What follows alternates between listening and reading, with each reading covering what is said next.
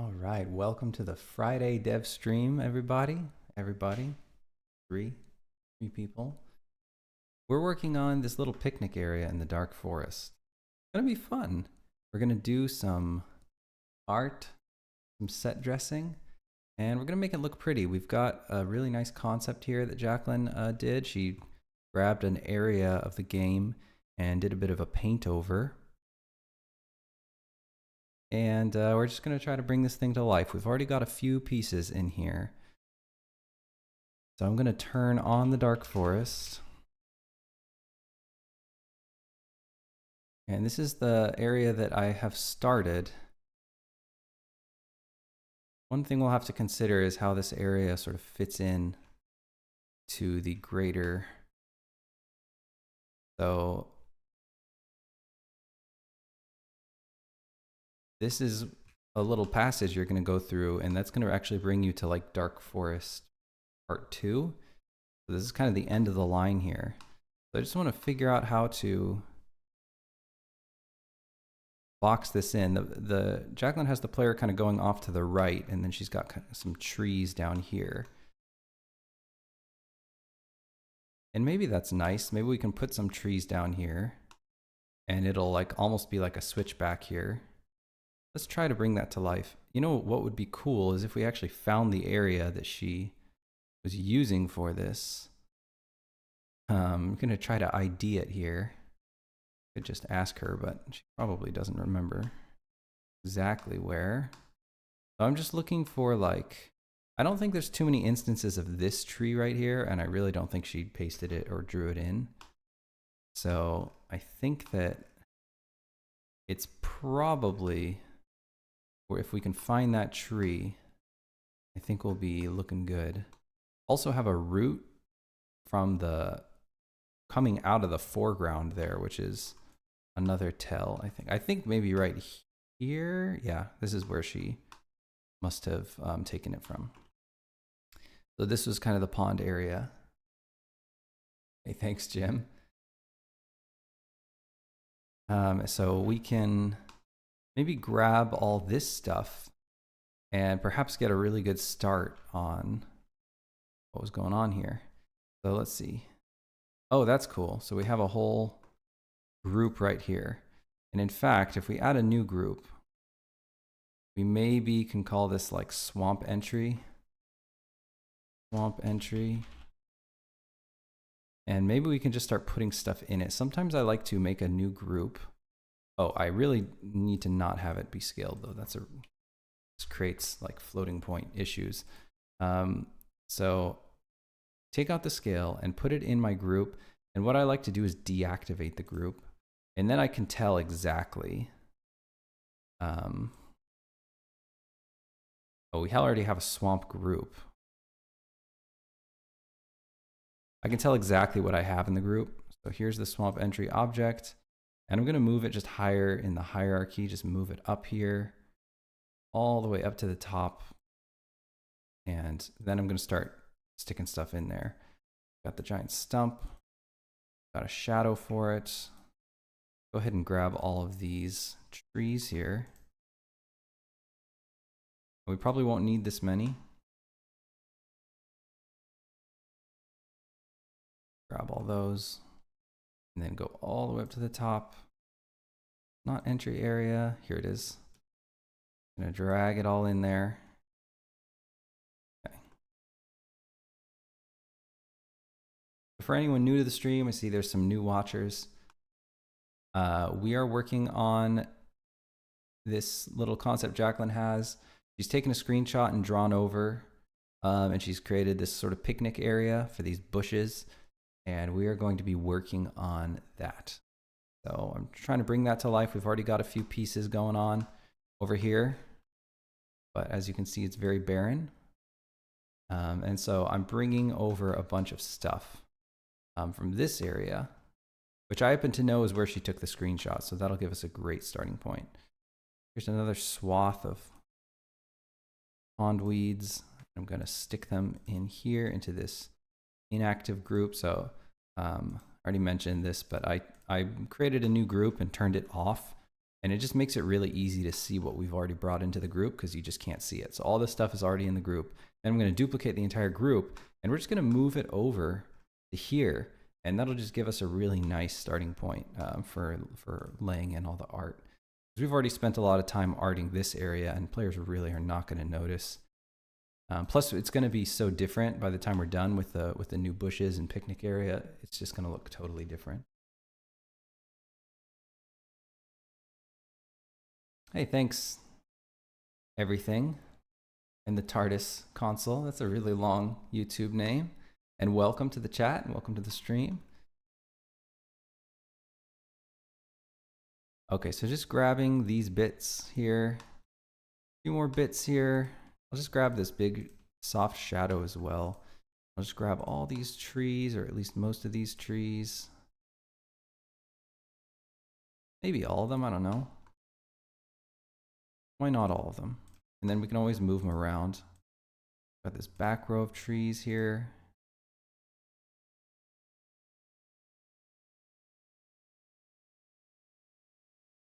And I'll just stick them in that group, in that inactive group. Look at that. Now it's so easy to see the trees we missed because whenever I stick them in the group, they go away. Get this fern, and that should be everything, or at least as much as I want, I think.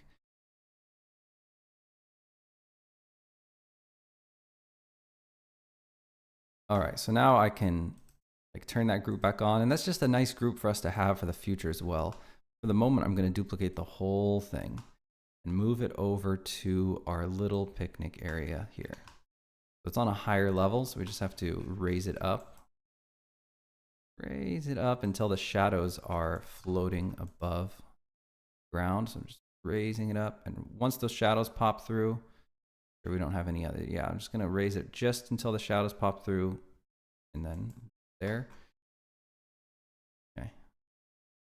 And we'll just place this right, something like this, and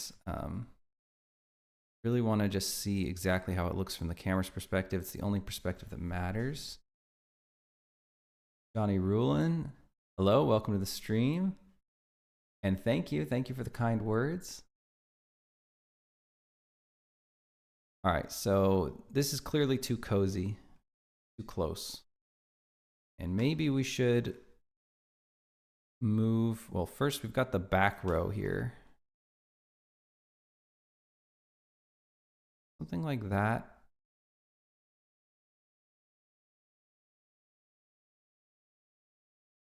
No way, TARDIS. Thank you so much. Yeah, it's amazing to hear. It's very surreal to hear that sort of thing. Despite its flaws, though. Thanks for that, too. Okay. So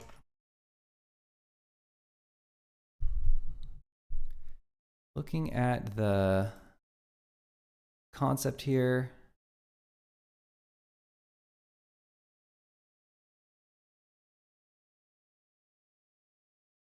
looks like she's got the whole thing shifted over a lot to the left, so we're going to do that. That is save.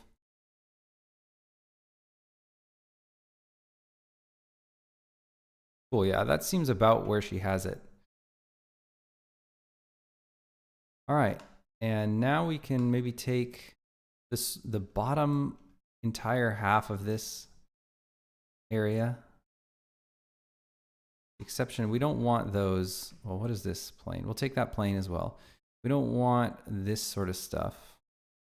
Oh, actually, we do want that. And we just don't want these bushes here at the top. Oh, you know what? I don't think we want to take these individually either. Ooh, it's going to be kind of hairy, actually. Let me collapse this and just see if we can grab everything. What about you? Oh, there we go. We can grab these pond weeds, and I think that's almost everything. Very close to everything. We just need that, maybe pretty close. Okay, and this, and this. And just want to slide that down to give us a little bit more space here. Give that a save. And then we'll take a peek through the player's perspective, the only perspective that matters. Yeah, starting to give a little bit more space here. And I think we should push this whole thing to the right and maybe push it down a little as well.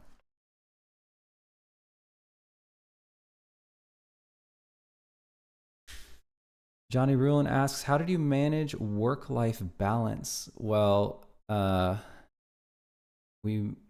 wife and I made Eastshade from the ages of 24 to 29, I think, or something like that, 28 maybe.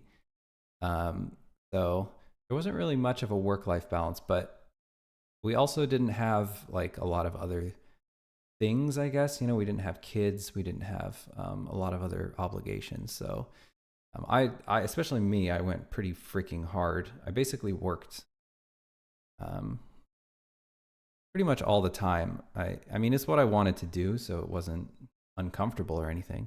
And toward the end, both Jacqueline and I were working basically all the time. It's like 7 days a week. And it sounds gnarly, but it was, we do both look back on it as one of the most special times of our life, just because it was very exciting. And you know, we saw the finish line in sight, and we saw that that the game was going to be good. And yeah, it was just really exciting to pour ourselves into that. Yeah, I mean, it's just what we wanted to do. So we're glad we did it, and we just sort of went pedal to the metal. Johnny Rulin says, I'm in a similar spot. Rock on. Are you working on your own indie dev or indie game then?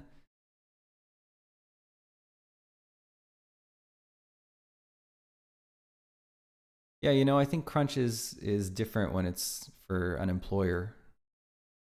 But when it's for your own project, it can be beautiful. It can be really special.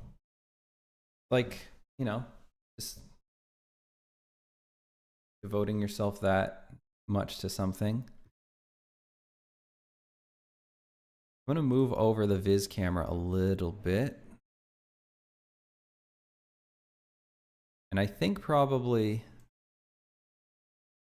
we can move the entire thing, bushes included, over to the right a little bit. Let's try that. So we've got our bushes. I think that maybe if I still have this texture, I don't think I do. It's a little bit yellow and a little bit saturated. Let me just try dousing it a little bit, just a little darker here. I think we'll match the dark forest a little bit better. Still a little yellow. I want to take a little yellow out of the texture, so I'm going to go ahead and check out the texture. Johnny Rulin, I'm working on an indie game based on an old school game called Skies of Arcadia. Lots of floating items and airships. All right, that sounds really cool. I've actually never heard of Skies of Arcadia. Let me check that out. Skies of Arcadia. Do you have a Steam page for your game?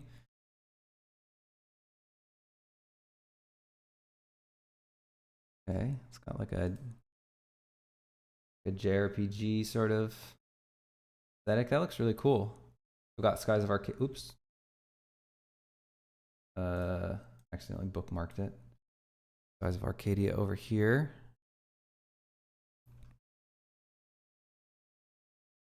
Yeah, that looks really cool. Speaks to me for sure.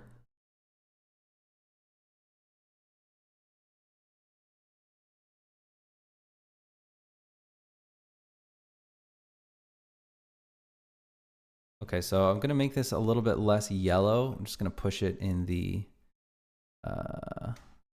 maybe just push it in the sort of the blue direction a tiny bit. Maybe also, well, I don't know how much red I want to add. Add a little cyan to it, and then save. And now we're gonna have to match it. These other bushes, these ones, I don't want to really mess with these because these don't matter. These are just placeholder. So maybe I'll just do it in the color slider. I'll just add a little bit of blue to it just to make the color match, just because it's bugging me. It's funny, I don't really I don't really pay attention, or I don't like have a formal color palette, or like any sort of color theory comprehensive training or anything. But I am picky about colors, and I'm especially picky about values. Very, very, very picky about values. A lot of times when I look at a game that doesn't look good, I see the wrong values instantly. Not the wrong values, but just, you know, bad art decisions basically regarding the values. I see those really quickly.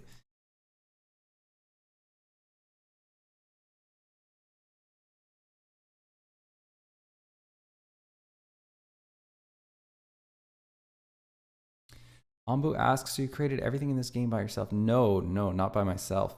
I'm one of three. My wife is the lead designer and lead artist, and she's drawn basically everything in the game, like over, a couple thousand illustrations here.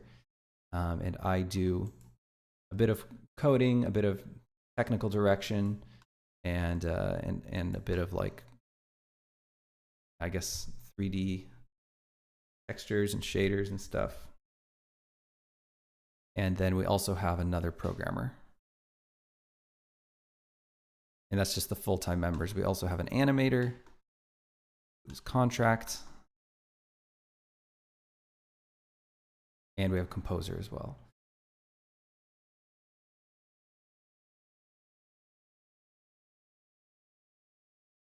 I'm just moving this fern around tediously.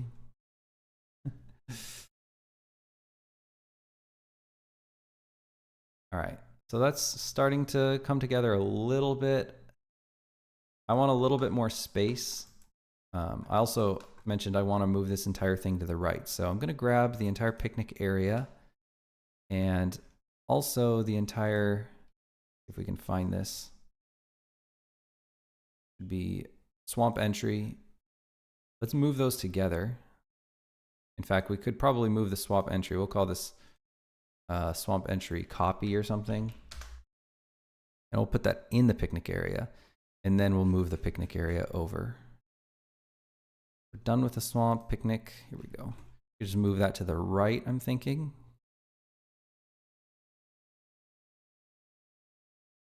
And then, yeah, the player is going to want to come around here.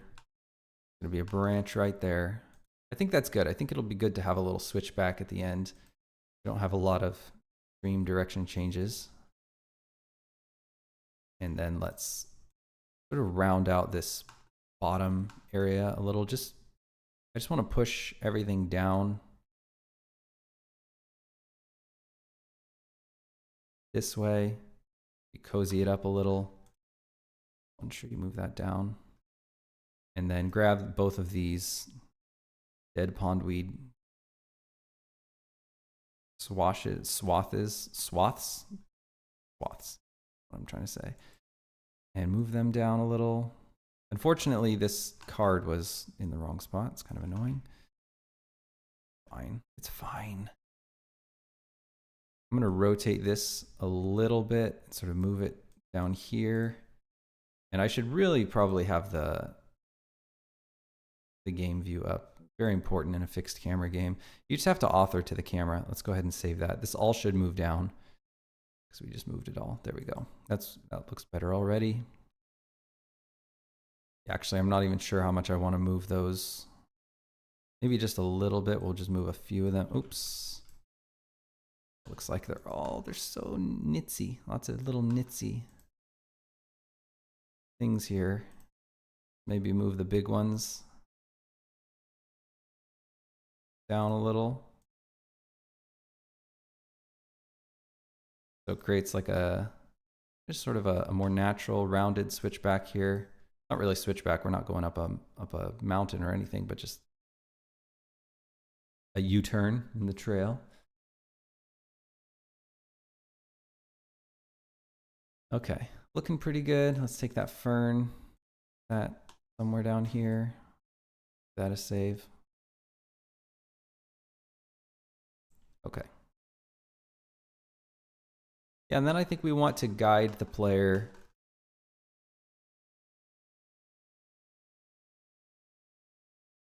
around this corner. So we want to create like a wall of trees over on this side. So I guess to start, I'm just going to copy a bunch of trees and just move them here. Let's see how that's looking already. You can barely see that. It's not even visible according to our current camera position. I'm going to slide these over a little bit. Create a more rounded trail. I'm going to go to our viz cam and maybe just widen the field of view a tiny bit. Maybe move it over to the left a tiny bit. And then we've got field of view of 6 degrees. I'm going to go 7 degrees and then turn it off and on to make Cinemachine sort itself out. Okay, so this is a pretty large bend in the road here. I might want to cut it down even more. I just don't think we need that much space out there. So I'm going to try to grab all these trees right here and just push them down to the right a little bit. Sort of cut off some of that space. Got to save. See how that looks. Watching right here. There we go. Okay, we got tons of ground texture painting work to do. Because right now the path does not line up at all. Oh, thanks, Ambu. Thank you for the interest. Appreciate that. Okay, and thank you. Thank you, thank you.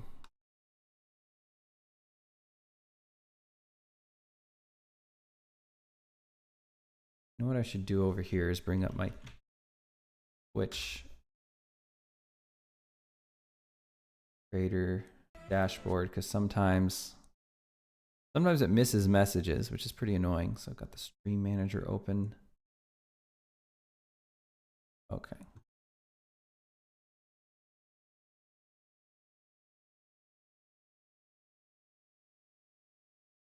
All right, so I just want this bit of terrain. I did not account for such a wide sort of bend in the road here.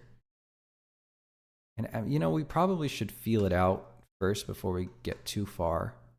Because maybe we won't even like this bend, but let's at least seal up the ground right here so we can get a better idea if we like it or not.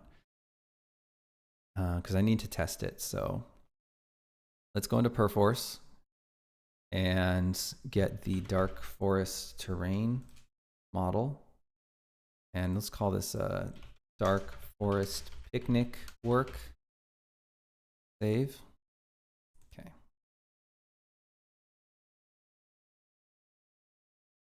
And then I want to head into the dark forest. Oops, that's not writable. Okay, that's fine. Well, we probably haven't changed anything. We want to go into the dark forest terrain, which is not even in our recent files, which is a little surprising. Go. And just want to create some more ground over here. I think that we ought to just like delete this stuff, maybe even delete a little bit more of it. And we'll conjoin this. I'm not going to worry too much about that. Is this really applied? Wow, it is. Okay, crazy. I really don't care for these tiny little faces. This is just a result of the smooth modifier. I'll just leave a gap there. I'm not too concerned about that. And I'll just grab these edges and just sort of drag them over. And then I want to create like a lot more terrain right here. So maybe even all the way up here. And I'm going to grab this edge and I'm just going to do shortest path. So now I can just extrude this off. So extrude this off, go kind of to the edge here. And grab this vert. You know, I think I'll just create like a mouth to work with here. Just grab all these verts right here. and just drag them all out. I'll just grab a bunch of them, just sort of rotate them, stick them over here, scale them down a little bit, and move these ones out. A little bit tedious.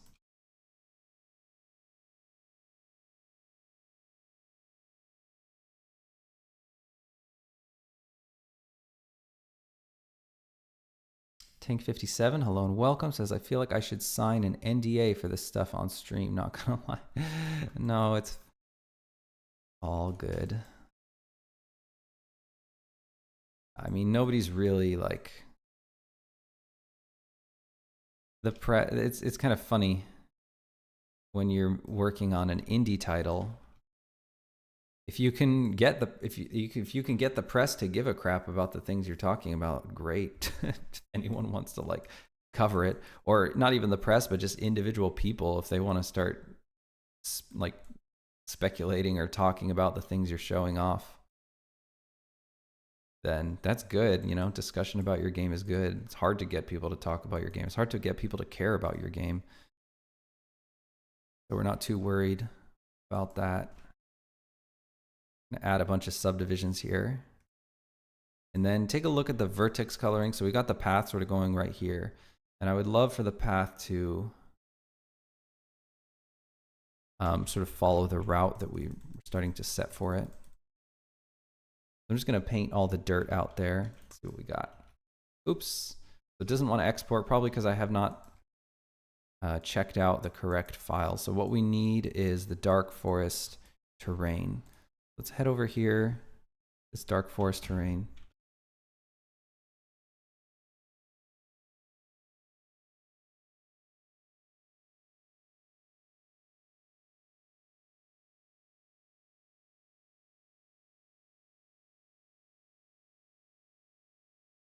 Okay, so now we just have grass here. We just have super stretched out ugly UVs. Somehow we moved these verts down, so that is incredibly stupid. I don't know how that happens. I'm just gonna deselect these verts right here.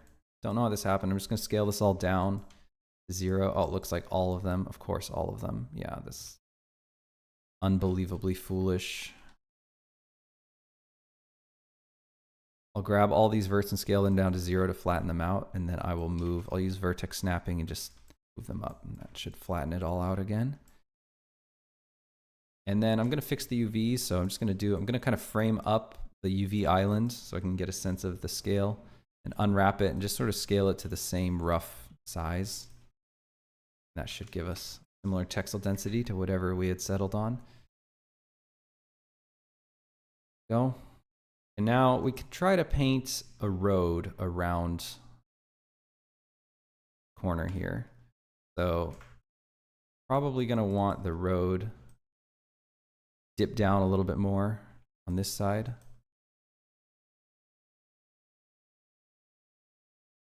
Something like that. And then we want to paint out this bit right here. And then we just want the road to follow this sort of curve. Now I need to figure out where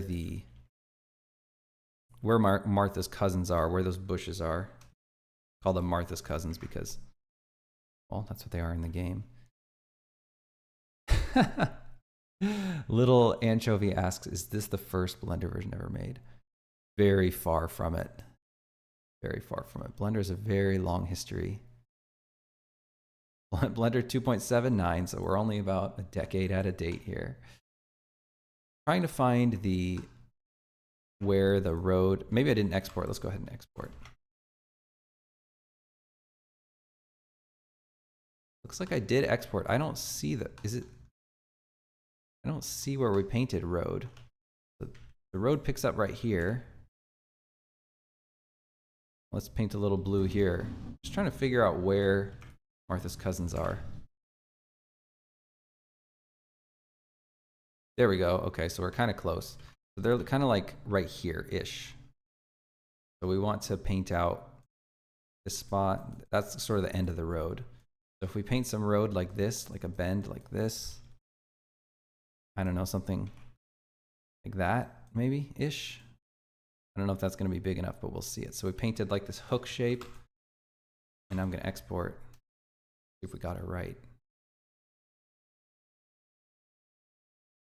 We kind of nailed it.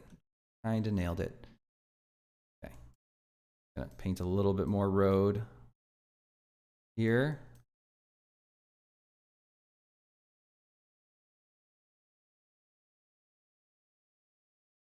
Okay, cool. We can paint even more.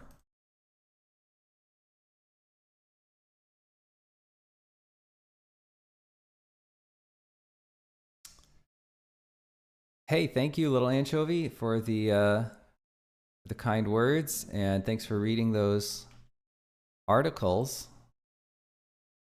Yeah, little anchovy's talking about a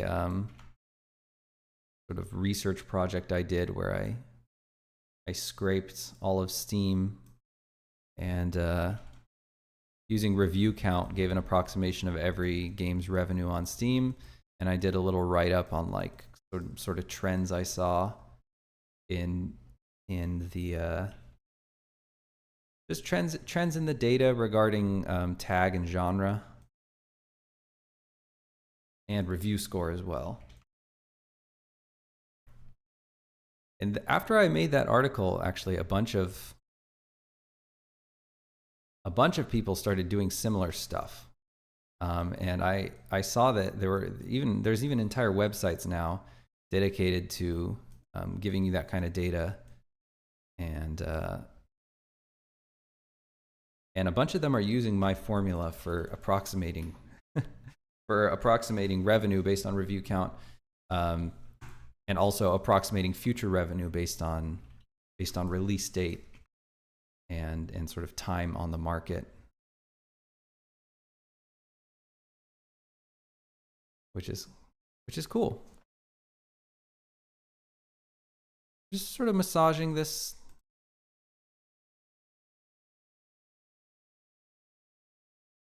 Massaging this Vertex painting here and get a nice look. That's okay. That's decent. Let's make a little tiny path, little tiny strip of blue here, and try to just lead it right to the exit passage. It's going to be really tough, but we'll see if we can get it. So there's the exit passage. I just want to try to nail it. So I'm going to grab like a vert and just poke it into the air like that, and then export and just see how close we are with that vert to where we need to be. Unfortunately, oh, we moved it over way too much. So the vert is actually super close. I would say just maybe one vert to the left and we'll be perfect.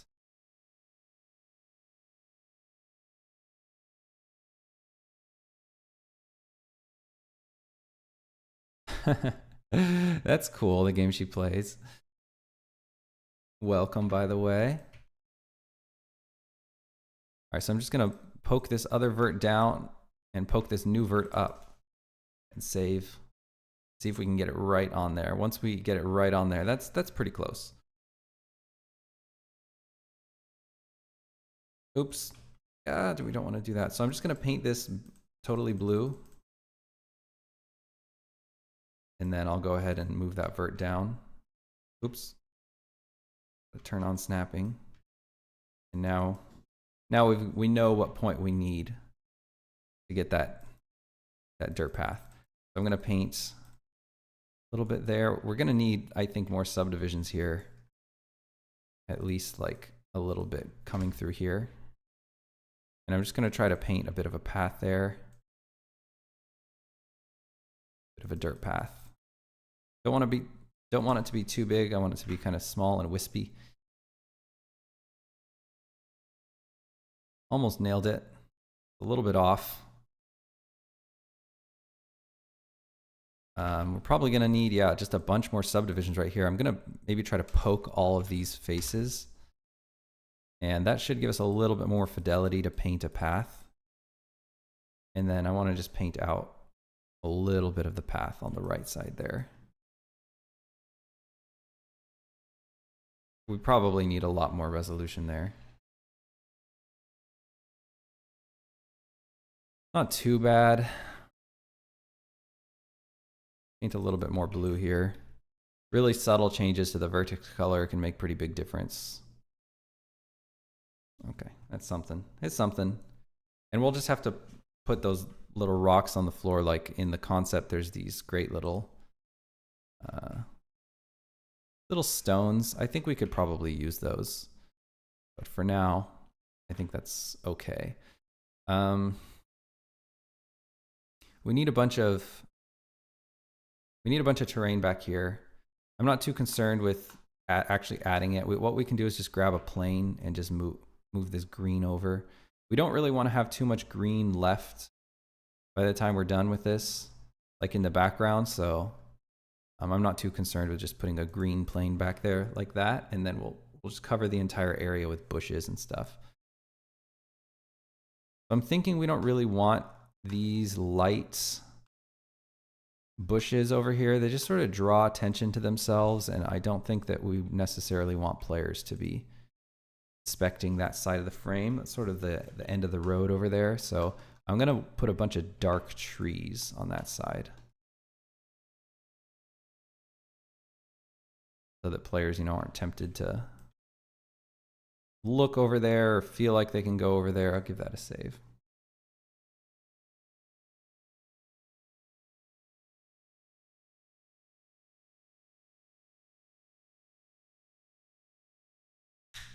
Almost as I remember in a trailer for the game, it said something about it would be a big game. Yeah, I think you're thinking of the devlog. It is going to be a big game. What measure of size are you curious about? Because there's a lot of ways to measure game size. Are you curious about land size? Because in that sense, it's not going to be a physically big game, because that would just be really boring.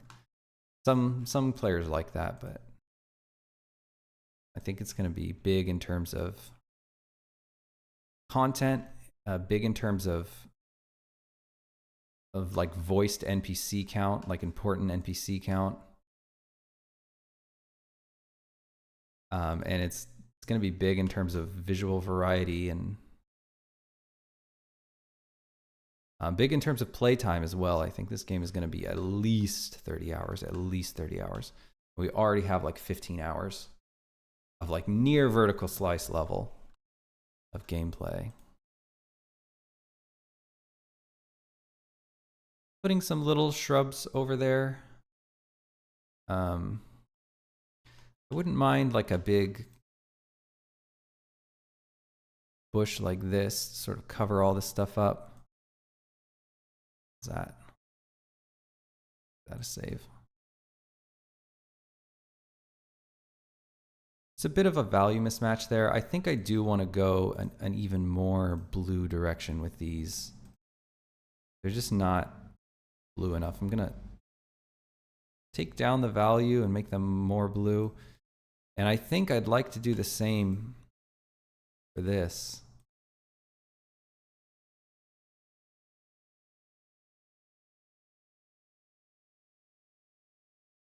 I just really want it to sit in the rest of the forest. I think they're too yellow.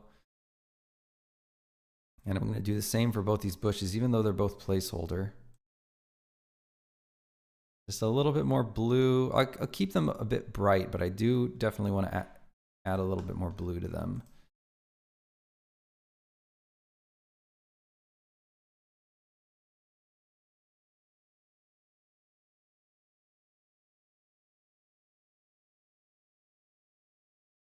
Okay, and now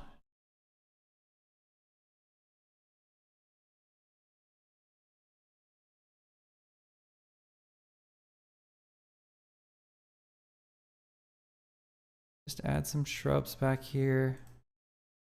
Maybe that's saved. Just I see this little empty spot. That's weird. We saved it, but I didn't see a difference. Oh, maybe I'm looking at the wrong spot. Yeah, I think that maybe right here is where we wanted the shrub. Try that. There we go. Like that. Okay. And then we can probably just put a bunch of these dark trees in the back, I reckon.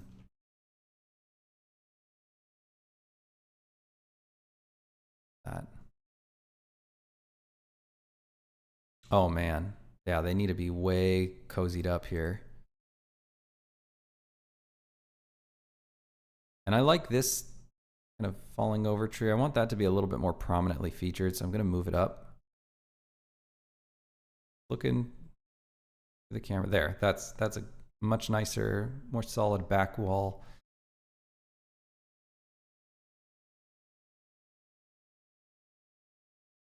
And then over here, I think we also want like a big shrub right here, just sort of covering that, bookending that area. And then maybe one right here. Maybe I'll sort of flip this on the x-axis. Yeah, we're gonna need a bunch for this cliff because I don't know how this is gonna terminate that cliff right there.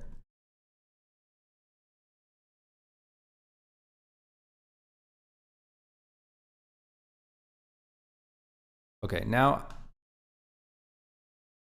I think I want to test it. I think we want to create the branching of the path as well. So let's go to this little hook and I'm just going to paint another bit of dirt coming off here.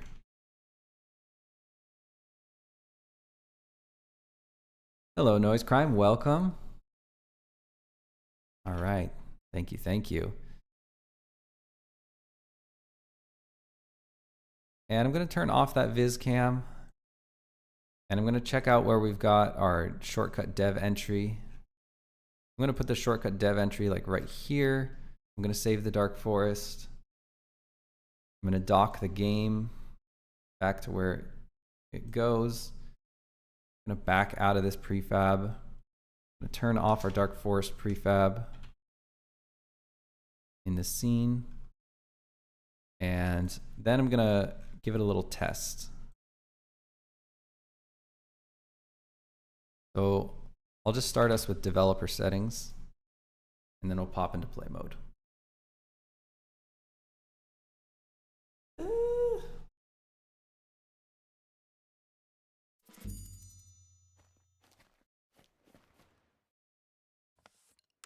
Oops. Okay, we got the wrong. We have the wrong interior set on the door.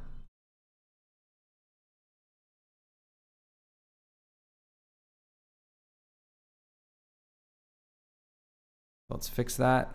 Popping out of play mode.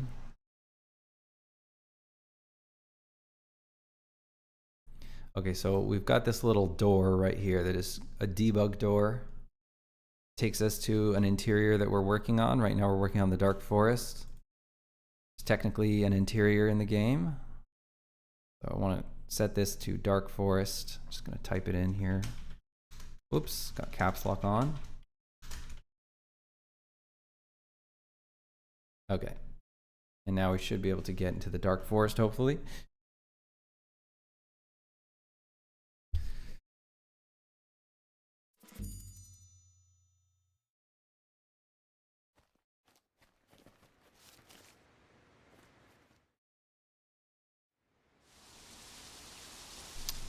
Yeah, we're on 2019 because we tend to just stick with one Unity version throughout development. We don't like to update in the middle, and we started this project a long time ago. This actually looks pretty good. The back side of this whole thing looks pretty cool. I like the roots and stuff. Okay, so following this path, I think we can art this up pretty good. And then we're coming to our branch here. So we want this branch maybe to be a little bit more definitive, but it'll definitely feel better once we sort of box it in with trees and stuff. And maybe we can even put a little sign or something. We come up here. Yeah, we want this to be a really sturdy wall here so players don't feel like they can explore upward.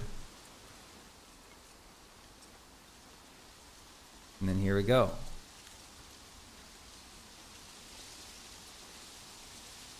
You know, we probably want this whole back to be way more built up because it looks like, okay, well, what are we walking in here? Like just we're walking back here. That doesn't really make any sense.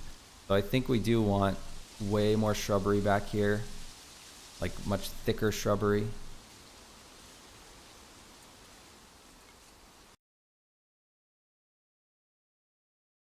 Thanks, Noise Crime.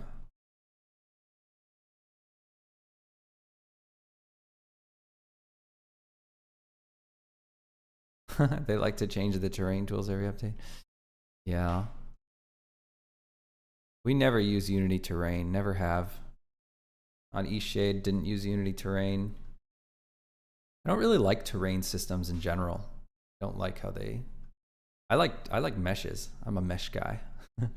Long time mesh guy. Been meshing for 15 years. I'm gonna turn on the Dark Forest prefab.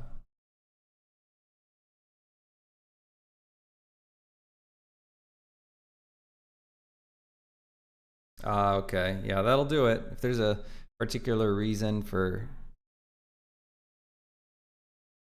Sometimes, you know, you get one little thing that, oh, geez, I gotta update now because of that. Stinks. Fortunately, we haven't run into any yet, but also our game is not cross-platform yet, so we'll be shipping on... Well, I don't actually know what consoles we'll be shipping on, but maybe Xbox, maybe Switch. Probably not PlayStation. Tired of that. Don't ever want to make another PlayStation game.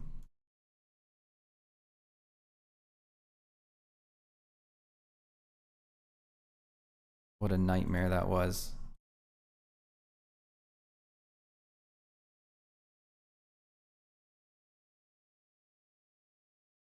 Oh, cool. All right. Do you have a Steam page for your game she plays? Which Crime says Unity's terrain is weird. It should be a huge performance gain with chunked LOD, but in my tests for really large terrains, it just isn't performance. I came to the exact same conclusion. I did some pretty extensive performance testing and concluded that meshes are way cheaper because they save so many draw calls. That's why we went with meshes on Eastshade, especially. Well, they're also way more flexible as well. And if you use a edge collapser, use an edge collapser in a 3D app, which all 3D apps have an edge collapser. Some apps call it a decimate. Like ZBrush has one, 3ds Max has one, I know Blender has one. They'll sort of they'll only leave verts where they need them, and they'll sort of decrease the vert count in other areas. And they're super efficient, and of course you run them offline, you know, they're not happening in real time. And then you have this edge collapsed mesh that is... Oh, you don't have the edge collapsing in real time like you do in the terrain system, where, you know, the verts are collapsing as you move away. But baking it into the mesh, you can literally get away with probably, I'm not even exaggerating, 3%. You can have a 1,000,000 vert mesh, and you can take it down to 3,000 verts, and it'll look the same fidelity as the 1,000,000 vert mesh when it's all just even squares. It's crazy. So with those kinds of tricks, you can actually keep the vert count lower as well, which is insane. Because you would think, you know, oh well, if there's no edge collapsing going on my terrain meshes, then, you know, the vert count's going to be crazy. But if you use one of those decimators, the vert count is better. So I just need to create like some big bushes in the background here that sort of imply that the player is going into... Maybe we just need these kinds of cumulo bushes. Where's that one? That one's on its side. I don't want that. Let's see.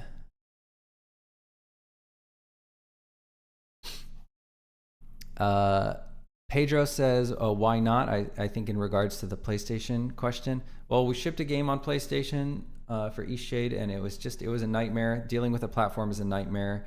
Dealing with cert is a nightmare. It's really, every step is really really stressful and hard and annoying, and it just didn't make us enough money, really. I mean, actually it covered its costs, but for the headache, I don't want to do that. It's just horrible. And the company also really doesn't care about you. Like it's almost impossible to talk to them about anything. Which would be fine if they had a good backend. Like Steam has a really good. It's almost impossible to talk to Steam about anything too. But they have an amazing backend where you can do everything yourself. You can set your own discounts. It's really easy. You can manage your own, release date. You can manage your own patches really easily. You can manage, link your pages together. You can do everything you need to on your store page really easily. Like everything is really, they have all the tools for you to be self-sufficient. But particularly with PlayStation, the backend is so you have to get someone from Sony to do basically everything, and they basically never respond. So it takes them weeks to respond to the most basic stuff, and it's not fun. It's really not fun. I don't want to do it again. Idiot Delight says, would you consider outsourcing a PS port? We've already outsourced our on Eastshade. We had a porting house do our PlayStation port and our Xbox port, and even then, that's even with a company doing the porting who knows the ropes. It's still a nightmare. It's still so much work. I've done it myself too. I did Leaving Lindau, our first title. I ported that myself. Steam Page is next on my list. Okay, exciting stuff. And to forget the world exists outside of Blender. All right, good. Got your head submerged in the work. That's good. Noise Crime says, might be an uncomfortable question, but do you have a rough ETA for release, or is it a case of when it's done? We have not released announced a release date yet. But generally speaking, well, either when it's done or when we run out of money, whichever comes first. Tank 57 asks, I've seen units in Empire Total War just get squashed into sprites. Oh yeah, like a sort of LOD thing.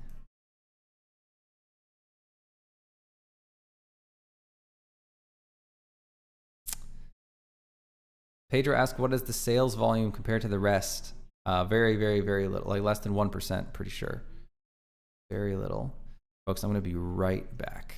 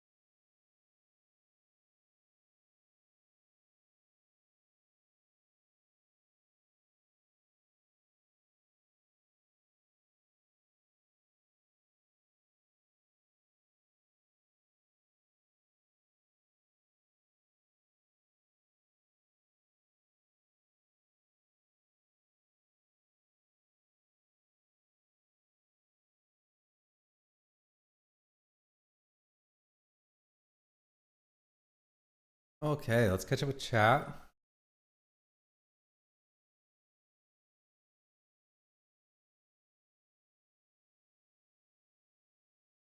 Now, Noise Crime, if you're still around, asks about certs on East Shade for Windows. No, we didn't do anything. Yeah, I don't know. I don't know if that Defender thing pops up for some people. It might. And Pedro asks to be a relaxing, slow-paced adventure with wonder and magic themes. Is that correct? Yeah, I think wonder and magic for sure. Slow-paced, I don't know about. I mean, sometimes people, when they say slow-paced, they mean like mechanically light, which I don't think that's this game. I think this game has, you know, a lot of formal game loops in it. Some people mean like there's no killing. And in that case, it's definitely slow paced. There's no killing in this game, and there's no dying or anything like that. And there's not a lot of there's really not a lot of challenge in the game other than the sort of, you know, the quest driven adventure game mechanics. So yeah, it's an adventure game. That's what it is. Ombo asks, what is your favorite game? My favorite game is Elder Scrolls 4 Oblivion. Hey, thanks. Thank you, Noise Crime. Kind words about the houses. Okay, so just want to, let's see, let's turn on our Viz cam again. When I say Viz cam, I just mean the camera that we're using to look at what we're working on.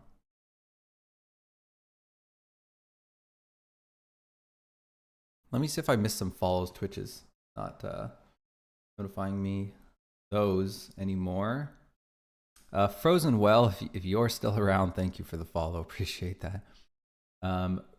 Ronders MSFT, appreciate the follow. And Budget Jim, thank you very much. I appreciate the follow if you're still around.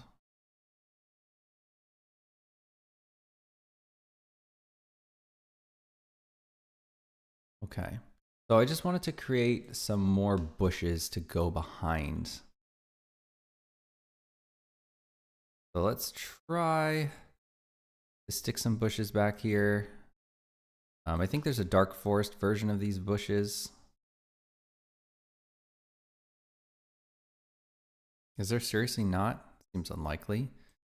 Clicking on this large, okay, blue. We're using the blue version of these bushes.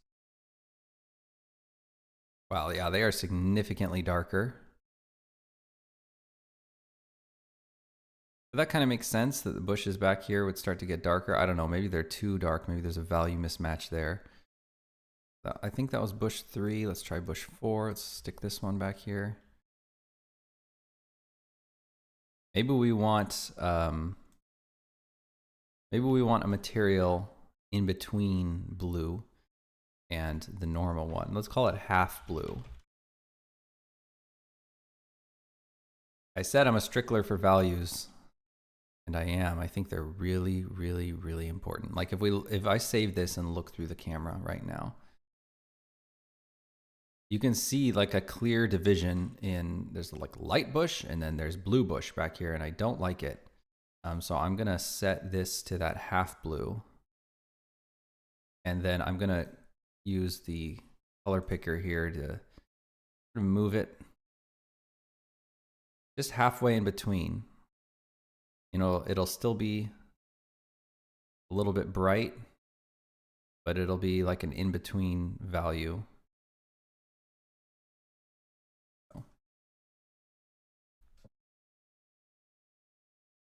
Let's see how that looks. Okay, that looks better. I think we're gonna need some more shrub support in here. So let's try putting another one. So here's bush 1, here's bush 2. Yeah, let's stick bush 2 in there with our half blue. Half blue. Giant thorns. That could look cool. That could look cool. No, we haven't looked into that yet. This is actually the exact same as this one. I think I'd rather have large cumulo bush 1 Yeah, and then let's stick this with the half blue.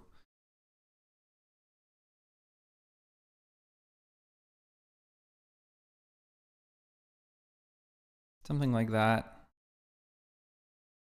And then maybe we want like another one over here sort of thing. Bigger. Let's give that a save. Yeah, just a bunch of bushes over here. I think that's correct. What we want. We might even want like some bush support behind these little fellas right here. I don't know, like just remove some of these dead ones. We could definitely line the sort of edge with them. I think that will help a lot because this is looking really plain right now. We have a lot of work to do on those edges. So I'm just gonna transplant these and move them over here. Give just a little bit more love to the edges. I really like to cover up the bases of things with other smaller plants. Partially just because that is, for, you know, if you look in a forest, you see that kind of thing a lot. You see like saplings and undergrowth sort of covering the, you know, growing right up around the bases of other trees and roots and things. But then also it covers up the sort of CG-ness of the borders between things. Like we don't have, you know, you look at the bottom of it, like this tree just literally terminates into nothingness. This one's okay, but you can still really see the, you know, where the illustration of the tree starts and the ground texture starts. And so I just like to cover up all that stuff consistently with smaller things, smaller props, and it just gives a nicer look. Okay, up here. Grayson Decker says, also when it does get released, will it be Steam Deck compatible? So I think everything on Steam by default is Steam Deck compatible at this point. I know people are playing Eastshade on the Steam Deck, even though I haven't done any work for that. I don't know. We'll have to see if that ends up being an important thing people are seeking. If it is, then we'll definitely do it. But for the moment, we're just focused on the game itself, making that the best freaking thing that we can. Hey, Lord Matri, welcome back. Thank you for calling bush support. All our operators are currently helping other bushes. Oh my goodness. Noise crime. Is this scene in a prefab? This one is. Yeah, this whole thing is a giant prefab. Called Dark Forest. It's the entire Dark Forest.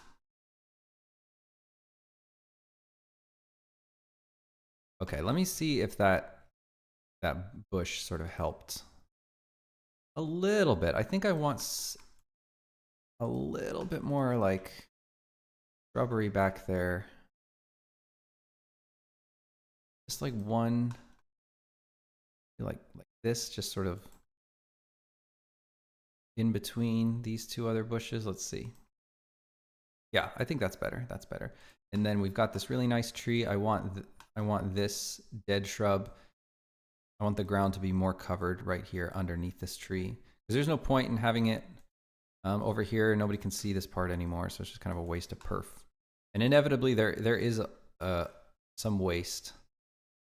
But the really nice part is that in a fixed camera game, man, you can afford a little bit of waste in a fixed camera game because you're already drawing so much less stuff because you know exactly where the borders are and what doesn't have to have any meshes and stuff. And that helps a lot. Basically, like a top-down game is,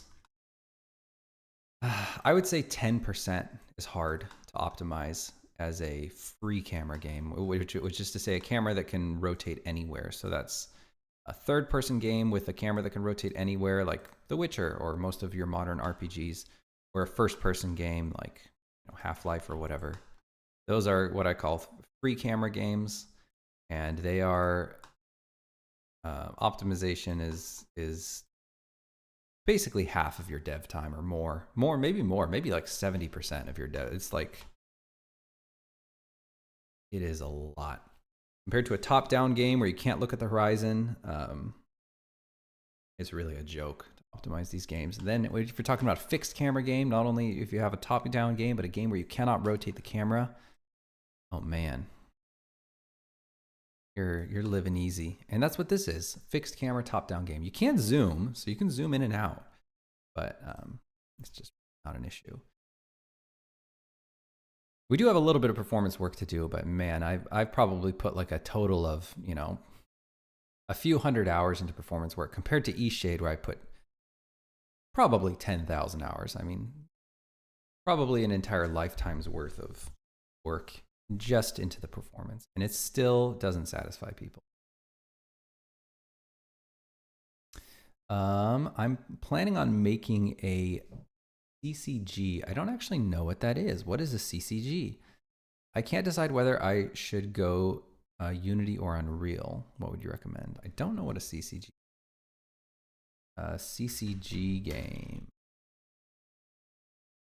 Collectible card game. Okay. I mean, my instinct would definitely be Unity. Most programmers prefer Unity. A lot of things are easier in Unity. But, you know, if you want really fancy 3D rendering for some reason, then sometimes Unreal. Not that Unity can't do really fancy 3D rendering. It can. It can. It's, people really don't understand how beautiful Unity is like, just because Unreal exists. But Unity is a beautiful game engine. It really is. It has all the graphics features. But instinctively, talking about a card game, I would think Unity would be the, I think most people would probably feel like that's the more sane choice. Lord Matri says, with all the shrubbery in the game, you gotta hide a Monty Python reference in there somewhere. Oh dear. Lord Matri says, whichever one you are most comfortable with, really, but Unreal is probably not geared to that kind of game. Yeah, I agree. I agree. Hearthstone was made using Unity. Yep, you got a great proof of concept there. Not that, you know, I mean, both engines can make any kind of game. I would think Unity.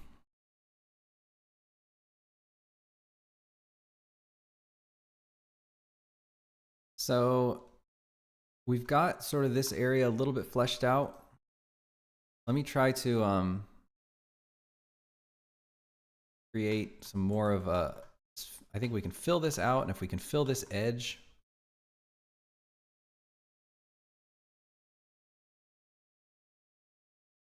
let's see what we can do here. Do we want another big tree? Do we want another big tree? Maybe we want one more big tree. Can we swing it? Just put one more big tree right here.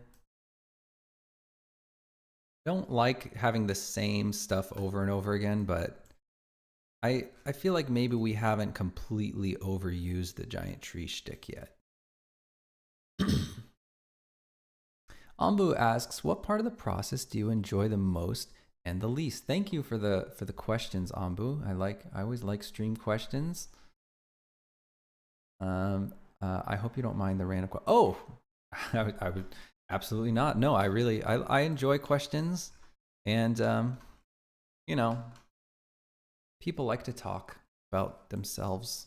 I'm no different. A vice of mine. Hopefully it's not too boring, but process I enjoy the most. I really like creating the sense of place. So when, you know, when the art, the visuals are becoming fleshed out enough to where it really feels like somewhere, it no longer feels like a terrain plane with lollipops on it. It feels like an actual place that has its own sort of vibes. Then, you know, you layer the sound in with that, the sort of ambient sound and little birds and flora and things, or in fauna.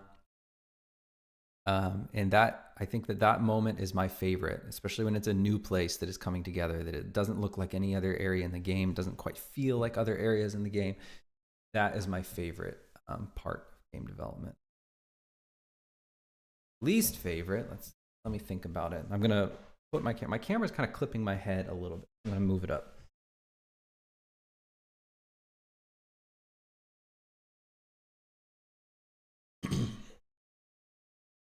I guess like 5 years ago, I would have said my least favorite part of game development is regression bugs. But now that I don't do as much coding anymore, since Jenny does most of the coding, it's not really on my plate as much, so it's not really as loathsome. Plus, our game seems to have less regression bugs than Eastshade, potentially because I'm not doing most of the coding, or maybe because we're just generally more experienced as a studio. I'm not sure, but it's very possible that Jenny is just that much of a better coder than me. My least favorite part, can I say porting? Because if that is available, then I definitely say porting. I freaking hate porting. I hate it. I hate it. Not the dev side of porting, that's fine. I hate the admin side of porting.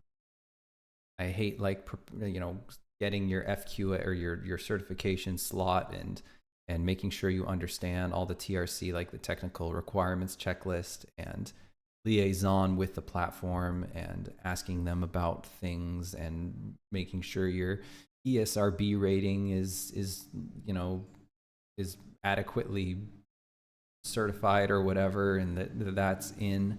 I just hate every single part of that. It's horrible. Okay, let's see. Grayson Decker says, I know it's a long way out if you do, but do you think Glimmerwick will get a sequel? I don't know, man. We haven't even shipped Glimmerwick yet, so I don't know. Yeah, I mean, I think, yes, maybe, but we're not really thinking sequel right now. We're thinking Glimmerwick, and then we have another game lined up after Glimmerwick that is not Glimmerwick.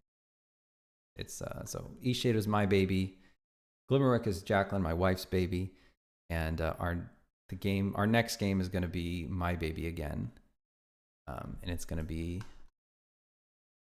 a merchant game, fully 3D merchant game, not first person, but fully 3D. Burrito bowl ingredient choices. Oh, now we're getting into silly stuff. I like all burritos. I like everything.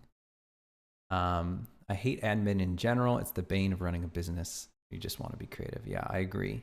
It's so true, Noise Crime. I'm going to place the Viz camera over on this little delta we have in the path here. Is that a save?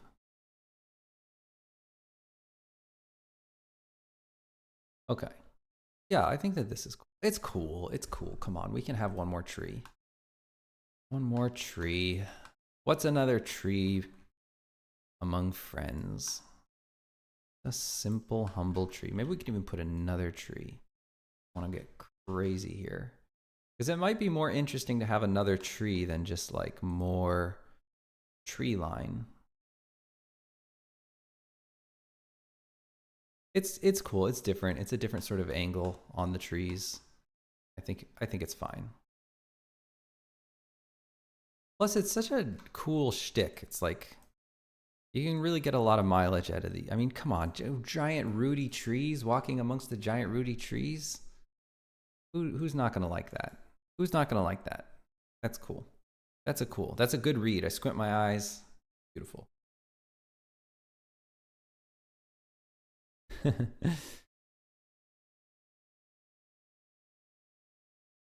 How unrealistic the environment looks from other perspectives. Yeah, it's just like, well, we just author to the camera, so.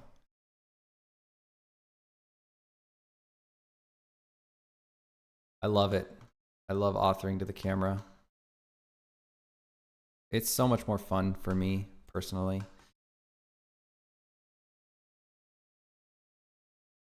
I want like a little, let's get some of these little shrubberies.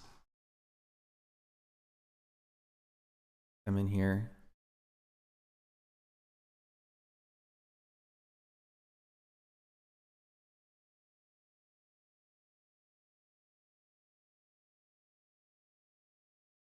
I also feel like authoring to the camera is one of our strengths as a studio.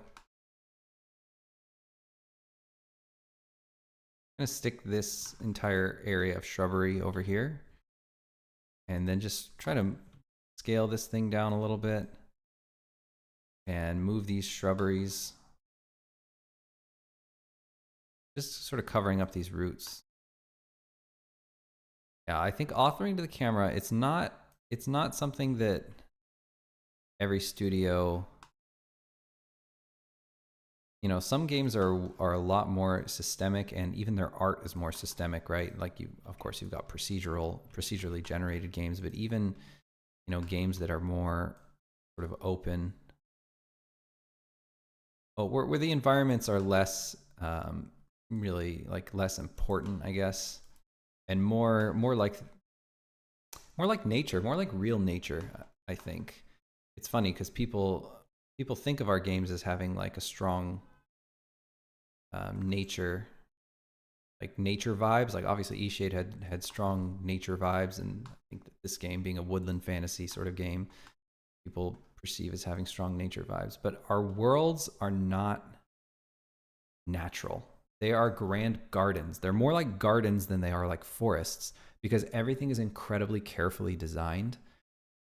And of course, it results in a very beautiful looking place, which of course nature's beautiful. So people think that's beautiful. That's natural. But they're not natural. They're super designed like a garden.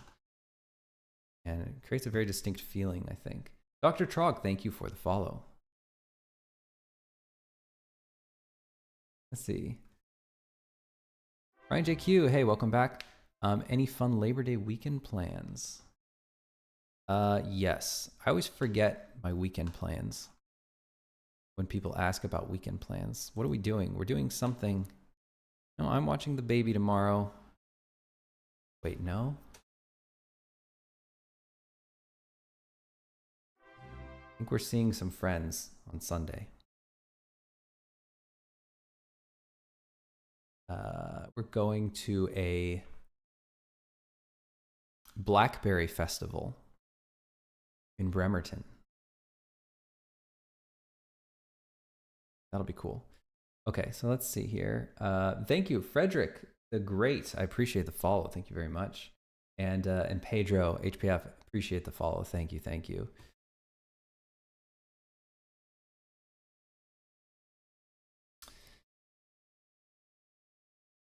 Friends play games. Yeah, most of our friends play games. Okay, I'm gonna put. We need some big like shadow cards. Here's a shadow card. I'm gonna move this one over here. Actually, in fact, I think we should move. These trees might be in their own group. I think we want to move them out here.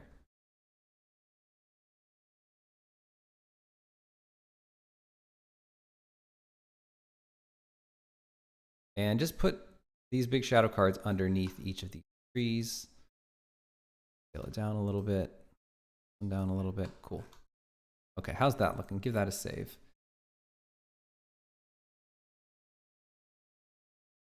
Lord Matri says, my Labor Day plans are helping out building the ice at my curling club. Oh, wow, cool.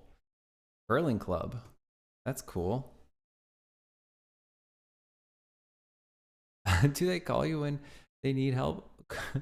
Like for what? For playing the game? I'm not a particularly like skilled gamer. I'm not like good at games.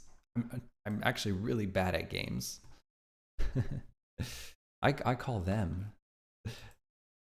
I'm kidding. I do what any normal person should do and Google it. I go to the internet.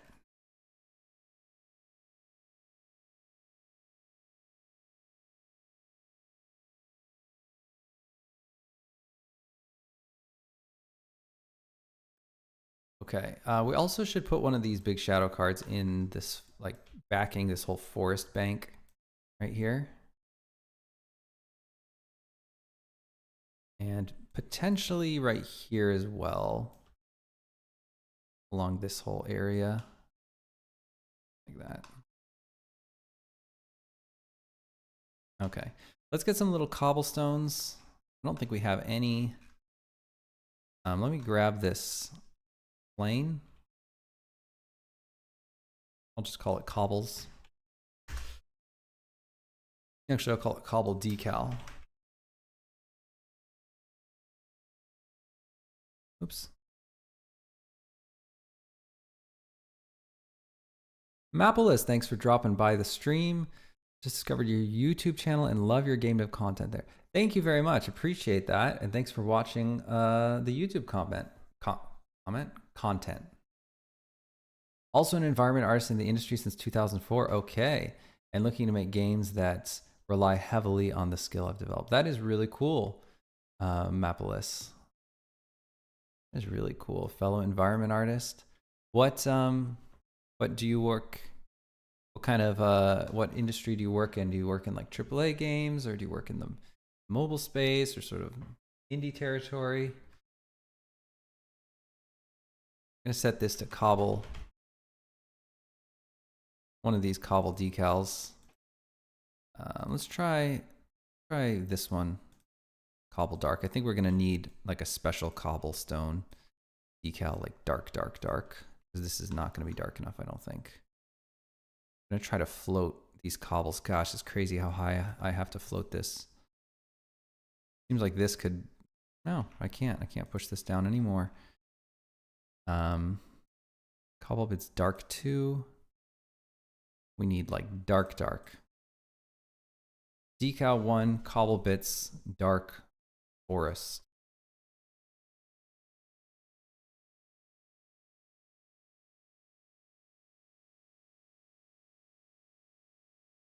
Started off in MMORPGs, working at Cryptic Studios, currently at Mojang, working on Minecraft. Cool. Very cool. Cryptic Studios, I feel like somewhere in the back of my mind. What does Cryptic Studios do? Cryptic Studios. Try to. Oh, okay. City of Heroes. Cool. Star Trek Online. Very cool. I actually started out in MMOs myself. I worked on Guild Wars at ArenaNet. Alex Leonard Kriya, thank you very much for the follow. Also, Noise Crime. I don't think I thanked you for the follow. Appreciate the follow very much.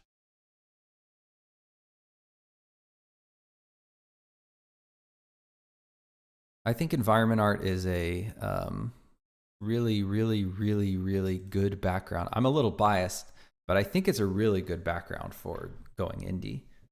Because I think, making a beautiful game it's just a really reliable way to get interest in your game. I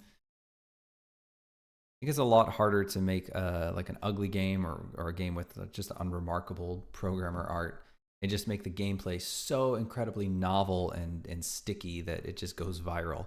That is really hard.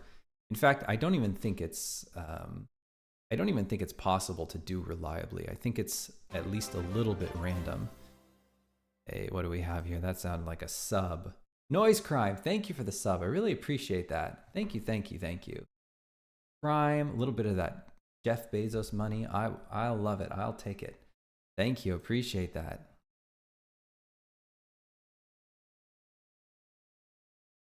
Okay. I only worked at ArenaNet for a year. I was kind of a peon. That was my first job. I was an intern. Game She Plays says, I came into game dev as a writer, composer, actor, and now I think of myself as an environment artist first and foremost. Very cool. Very cool. Mapolis says, I really like your approach to building a beautiful, compelling setting first and developing the game around that. I tend to go for immersive games, so I like making them. Cool. Yeah, it's a weird approach. Definitely a weird approach. Very rare approach, I think. I'm going to darken down these cobbles, and I'm going to maybe put a few more cobbles right here. I'm going to duplicate that material and call it Dark Forest 2. And I'm going to set it to some different cobbles. Cobble decal 2 maybe. Let's go cobble decal 3. And then we're going to set that to the other one. And maybe that's too many cobbles. I don't know. Let's give that a save. Look through the camera. The only view that matters, the player view.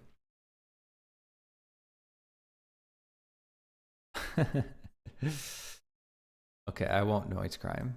I'll spend it on several different gumballs.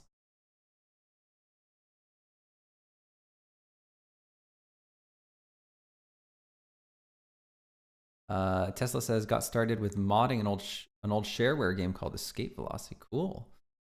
Game she plays says, I feel like marketing the setting first. Oh, making the setting first almost tells me the story. Like I start to understand the world I'm building.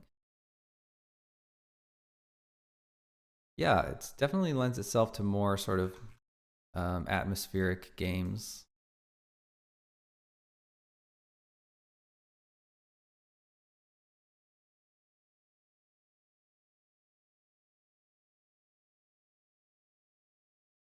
Okay, so just checking out that cobble. I think that those cobbles are okay. I think that they should be a little further in, and I think that they should be darker. So I'd like to move them over here and move them further in, and I'm going to grab both materials here. Both materials and just darken them a little bit more. And in fact, it might even be cool if the one in the back is a little bit darker.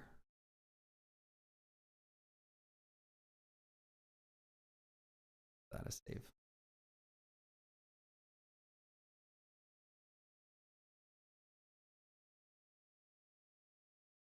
I want the cobbles to really shine like over this edge.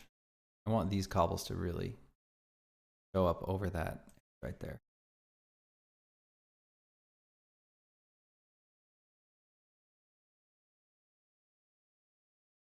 I wonder, unfortunately it's just a cutout shader, so I can't make it too,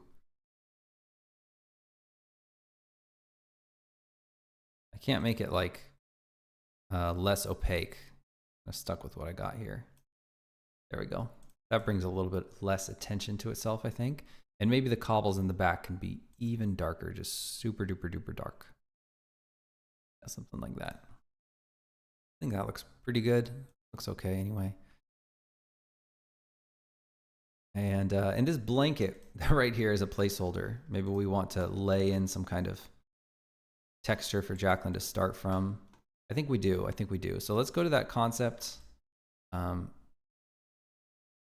don't know if she will want to start from that shape of blanket. Trying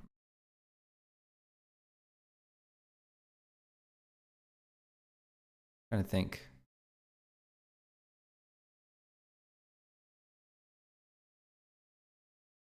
We might just want like a blanket material that is a square and then we rotate it. I don't know what's going to work better. Have a chat here real quick. Dr. Trog says, I've been making 3D animations lately, and yeah, the biggest thing I have learned is the most important view is the camera's view. Absolutely. Absolutely. Especially in animation. Noise Crime says, Escape Velocity by Ambrosia Software.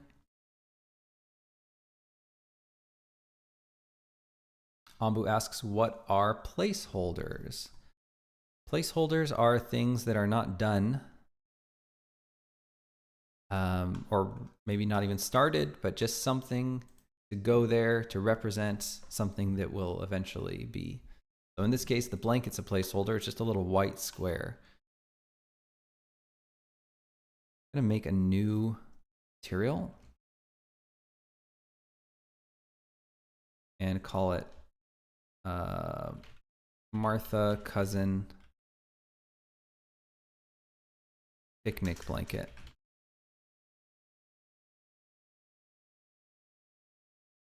And we definitely have some rugs. None of them are going to be squares though. They're all going to be circular rugs.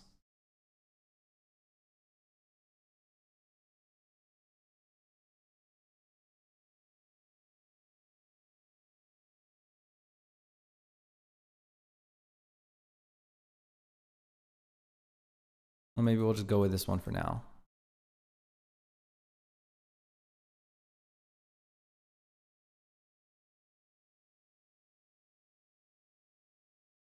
Yeah, that's better. That's a better placeholder anyway. Oops, we have a space in here. That's not what we want. I'm going to darken down this rug a little bit. And I think it should just be bigger. I'm going to scale the blanket bigger. And potentially make the plate smaller. I don't know.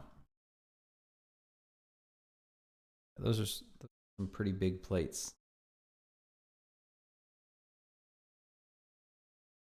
Open kettle. Let's version off the material here. And let's call it like a picnic plate.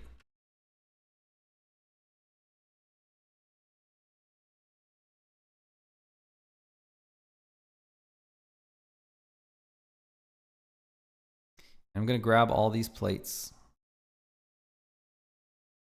and put the picnic plate material on them. And I think we can maybe just darken that a little bit and then scale down each of these plates a little bit. Maybe, you know, I'll scale them all together. I want to scale them all together. So let's go by center.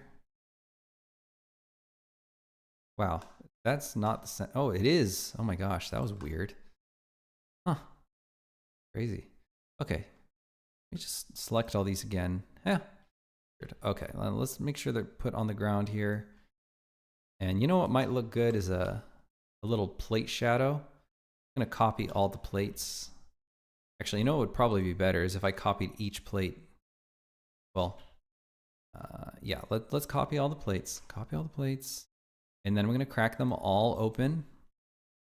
I'm going to delete the picnic item out of each of the copied children. I'm going to grab all the duplicate plates. I'm going to move them down a little. If there's even any room. It looks like there's no room whatsoever. So move them down a little. I'll grab all these other plates. I'll move them up a little. I'm making a shadow here, folks. A shadow. Move them up a little. And then I'm going to put each picnic plate. Actually, I'll go ahead and name these all like plate shadow. And then we're going to put each shadow into its corresponding plate group. Should have been a prefab probably, but not the end of the world. Okay, now I'm grabbing all these plate shadows. Oh, really what I should do is create like a picnic plate shadow material. Well, to be fair, the round rug has actual art on it and the square rug was literally just a white plane of nothingness. So that could be helping as well. Picnic plate shadow, but it's possible the round looks better.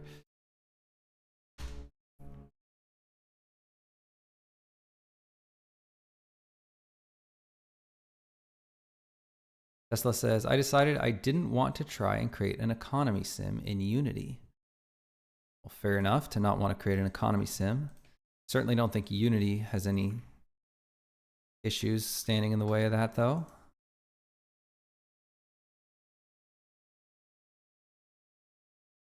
I think that the greatest city builder ever made in humankind was made in Unity. City Skylines. The most complicated traffic system any game has ever seen. All right, I'm gonna put this onto a blend shader. So just a blend surface, and then we can darken this and lower the opacity, and then we've got a nice little shadow, little plate shadow here. Apple says, when you make environments, do you tend to do a lot of gray boxing first or prefer to use assets that are closer to production quality? I think it depends on the type of environment. For Eastshade, for all the cities, or there's two like significant cities in the game. That's our last title. the 3D first person game. And for that, definitely gray box. I gray box the crap out of it. Once I gray box that, I mess around with stuff a lot. Like mess around with composition, mess around with layout and forms, and I'll even mess around with the surrounding terrain to make sure that it's all working together. I think it's really important for like urban environments.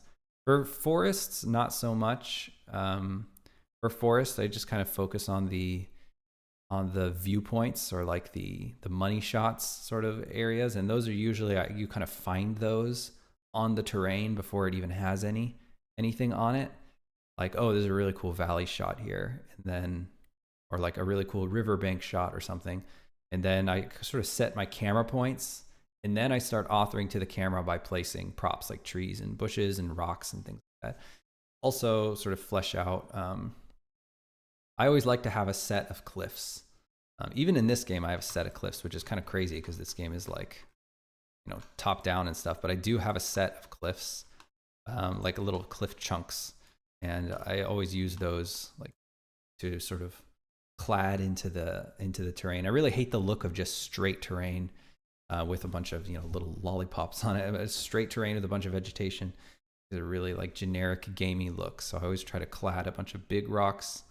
And then once I sort of clad the big rocks and have the big reed down, then I'll start adding the trees, and then the mid growth, and then little noodly stuff at the bottom, undergrowth and grass and stuff. I'm gonna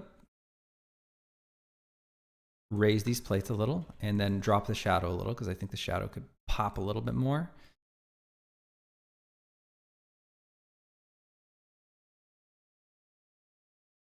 Noise Crime said, I had so much fun exploring Eastshade. Happy to hear it.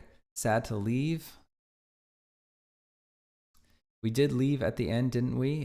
Been a long time since I played. The specifics fade from memory, but the overall feeling remains. All right, that's always wonderful to hear. Yeah, I've heard from so many people that the end of Eastshade was very emotional for them, which is amazing.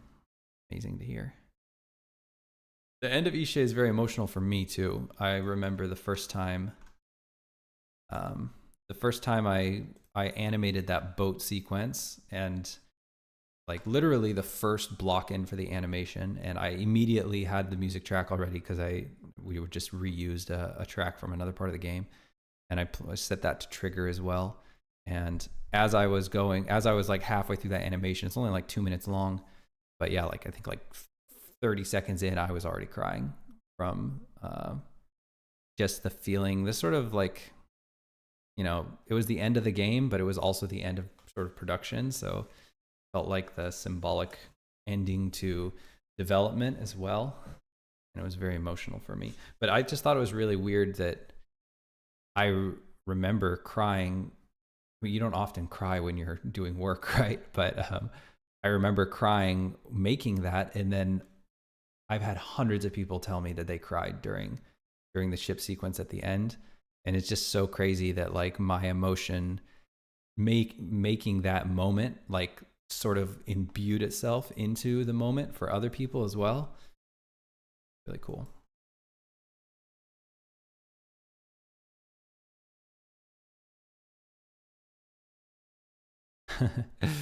Speed run to get the hidden achievements. All right. All you need is the bike. Okay, those plates are sitting a lot more nicely on the ground, I think.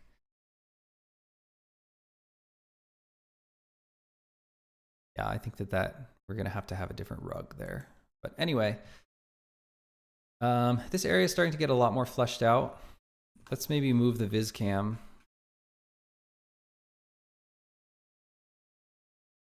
to the bend here. If we can do even more work on the bend. Where we at? 310. Okay, we're looking good. Time, got lots of time. Getting good work done.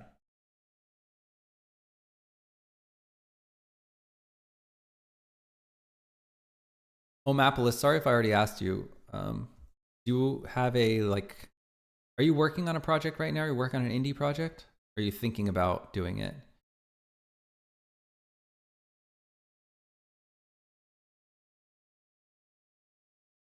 And if you are working on something, can we look at it? Can we take a peek? Is there like a Steam page or something?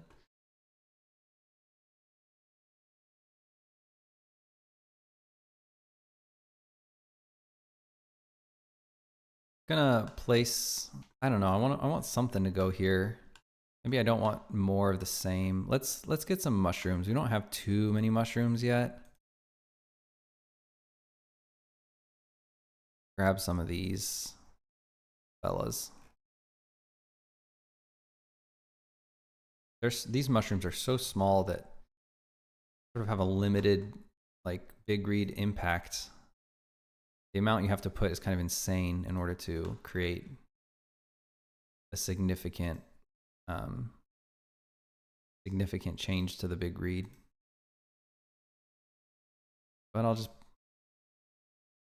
poke them around here, little blue fellas.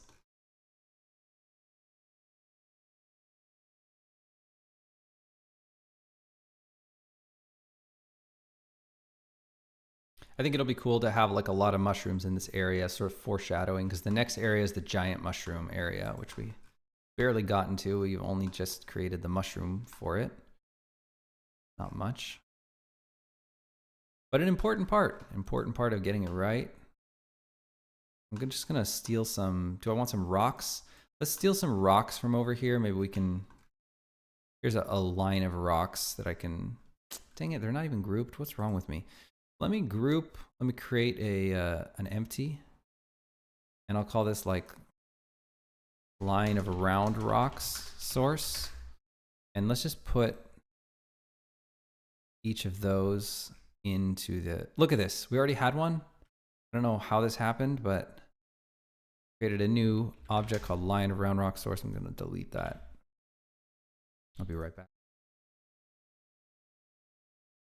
Okay. I don't like to sneeze or cough into the mic. It's very loud. Let me save this.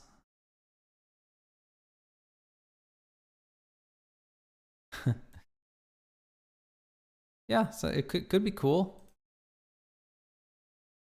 Apollo says, I had been working on a different game with some strange environments. That was really fun, but I need to rethink the scope and focus on what I'm good at with game dev. Gotcha. Always a good idea. I'm going to grab this round boulder source and move it over. Move it over here just so we can sort of have it accessible. And then I'm going to duplicate it and put it next to this tree. And then I'm going to, let's call this like round boulders. Move it right here, and then we'll just scatter all these boulders around. See if we can create something.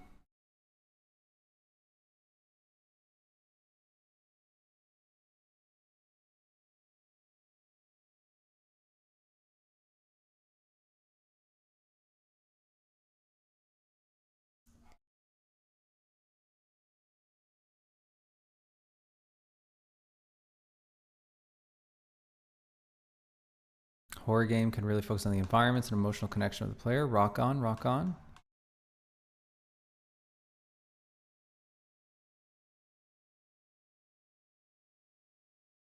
Noise Crime says, not sure why I feel like that line of rocks is going to get up and walk away.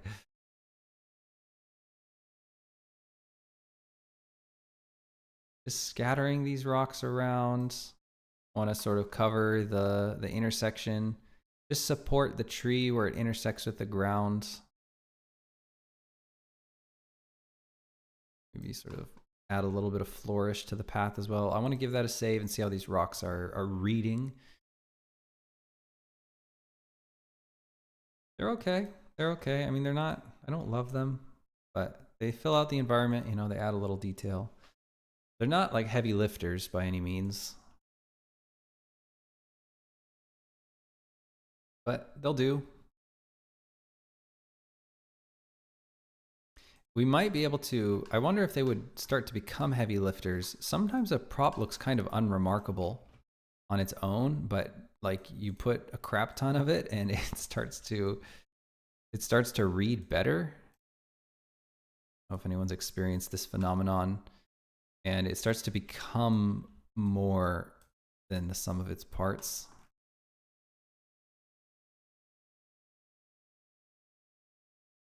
Whereas sometimes you have the opposite. You've got a really great hero prop and it looks really good. You copy it a bunch of times to sort of create like a whole like field of it, and it looks terrible, really bad.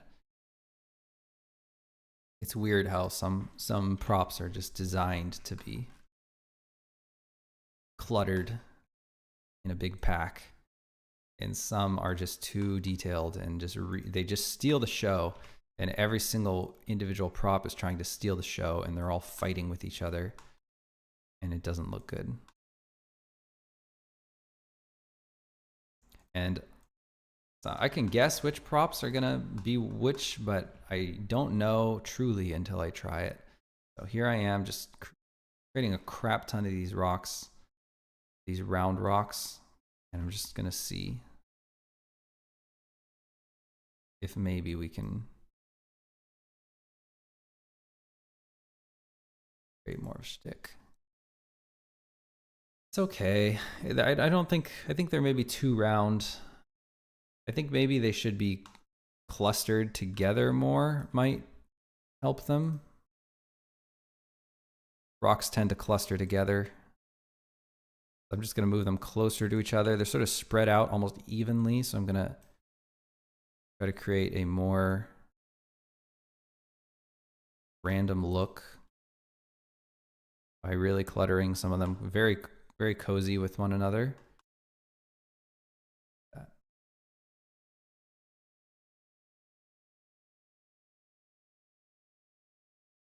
NoiseCrimp says they look a bit floaty, like they need a grounding shadow. It's a very astute observation. It's possible they all need grounding shadows. I mean, every other object in the game pretty much has a grounding shadow.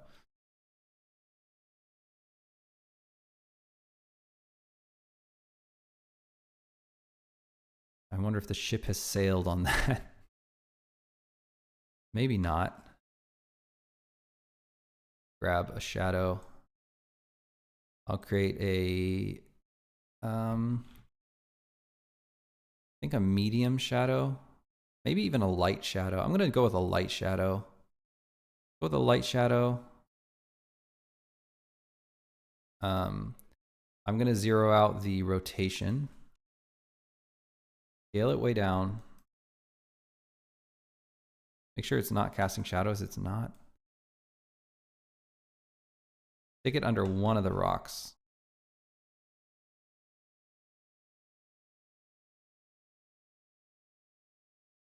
Okay, and I'm gonna give that a save. I'm gonna see if that's even noticeable. It might be too light.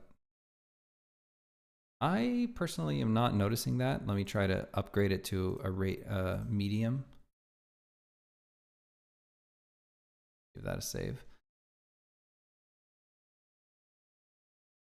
It might be kind of hard to notice because it's behind the root right there, but let's definitely go with the medium. So now what I'm going to do is I'm going to parent the shadow to that boulder, and then I will duplicate. I'll duplicate that shadow a bunch of times. Probably don't need every single boulder to have a shadow, but I'll just give the bigger ones. Just think it might be kind of an onslaught of shadow.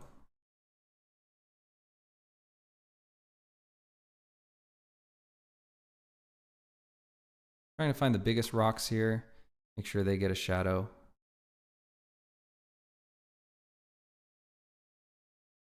You got a shadow. You don't have a shadow. You have a shadow. Okay, you definitely need a shadow. You're pretty big. You'll take a shadow too. Okay, we'll just go with that. I'm going to grab all the shadows that I've just placed under all the rocks. And I set all of their positions to 0. And that should give all the rocks a shadow. Now it gives them all the same size shadow, which is kind of weird, but the starting point anyway. Now, see, I don't know if I like that. think it punches them too much. It creates like, it makes them less of a ground detail and more like show stealing. I think they're too show stealing. Maybe if I create a light shadow, that'll help a little. That shadow is so light I can barely see it.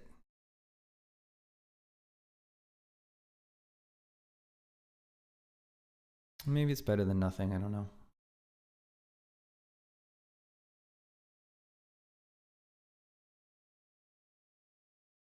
Take this one shadow and put it under these 3 rocks right here. I'm just gonna support some of the rock clusters. I think that's the only one that really needs it. Let's put one shadow over here. Hey Zons, welcome, welcome. Why not use dynamic shadows from lighting instead of a mesh? Well, this soft shadow, this soft circle shadow that I have here, that one is basically no video game has shadows like that. You can't get a shadow like that, like a soft, perfectly radial shadow. You can't get that from cast shadows, right? Because cast shadows are just going to, be the shape of the cutout that is being cast. And we do have cast shadows. I think we don't have cast shadows in this forest, but that's just sort of no, we do. Here they are. So we do have cast shadows in this forest, actually. I wonder why we don't have cast shadows over here. Oh, they're going this way. Yeah, there's our cast shadows. So here's the cast shadow. But in terms of that soft shadow, the only way you can get that is with green space ambient occlusion, which doesn't look good, right? It's very artifacty. And especially if you've got a game where you've got a bunch of flat illustrations, they're not going to give you the detail you need because there's no actual geometry for the screen space ambient occlusion to work around. The other way to do that is with baked ambient occlusion, but the amount of textures you need to actually support that is completely insane. It's more texture memory than basically this game would have to be like id Tech 5, like rage situation. And also, again, since there's no geometry here, it's just flat planes. The lighting detail doesn't know what to do with a flat plane. It's all an illusion, basically. So that's why we're placing these little radio shadows. These little radio shadows are also very clean and very illustrated looking. Like they don't look like photorealistic lighting. They give the effect of form and volume and depth like shadows do, but they do it in a stylized way. And it makes the whole place look more like an illustration by Jacqueline rather than a lighting simulation. So yeah, there's a couple different reasons for it. Hopefully that explains a little. Mitzi, thank you for the compliments on the tree. I do like the tree as well. Right, yeah. Mapla says, could you use the vertex coloring for shadow maybe? Not sure if that would work on terrain. Yeah, I mean, you could paint shadows into the vertices, and I do a lot of lighting information into the verts. But in this case, I mean, here's our verts. So that's not enough. We would need like millions of verts to convey a nice soft, you would probably need a vert exactly on every rock. And since I'm authoring the replacement of the rocks in the Unity side, I don't really have any way of orchestrating that. The other way to do it would just be to have so many verts that you could paint a shadow wherever you need one. And of course that would be extremely tedious. So, and very inflexible, because right now, I have one, I can move these around at least. And if I had it in the verts, then I wouldn't be able to do that.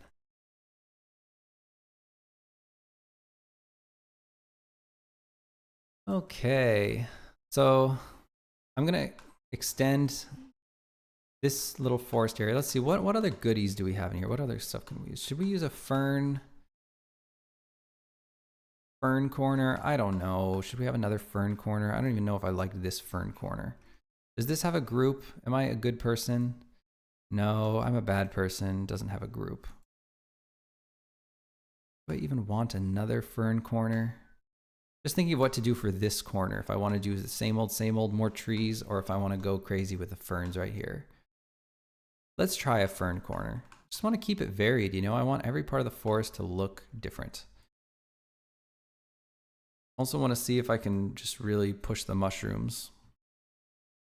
Okay, so what I'm going to do is I'm going to create a new group. Cannot believe I don't have a group for this. Call this fern corner. And in fact, it's so weird that I don't have a group for it that I'm actually going to search for corner. Check that out. What is that? Fern corner. What is that right there? It's an empty group. I never put anything in it. I had the plan to put stuff in it, but I never did. All right, here we go. So let's put all the stuff in fern corner. I'm going to deactivate the group and then start tediously putting things into it. So I'm going to grab a bunch of these. I gotta find, oh my God. Oh, there it is. Perfect. Fern corner. We'll leave behind the dead shrubs. I will grab these little fellas and these mushrooms and these ferns. More ferns. Fern, fern, fern, fern, fern, fern, mushroom. I'll try to find our fern corner. Where's our fern corner? Our outliner is getting insane. There it is. Found it. Stick it in there. Of course, it disappears, which is very helpful. Some more ferns here. Don't want the ground. And I think we're getting close. Maybe I'll take a few of these rocks. Why not? Let's take a few of the rocks. We also have,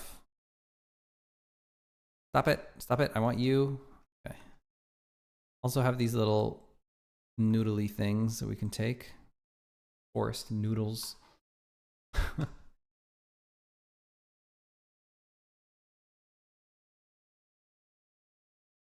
Okay.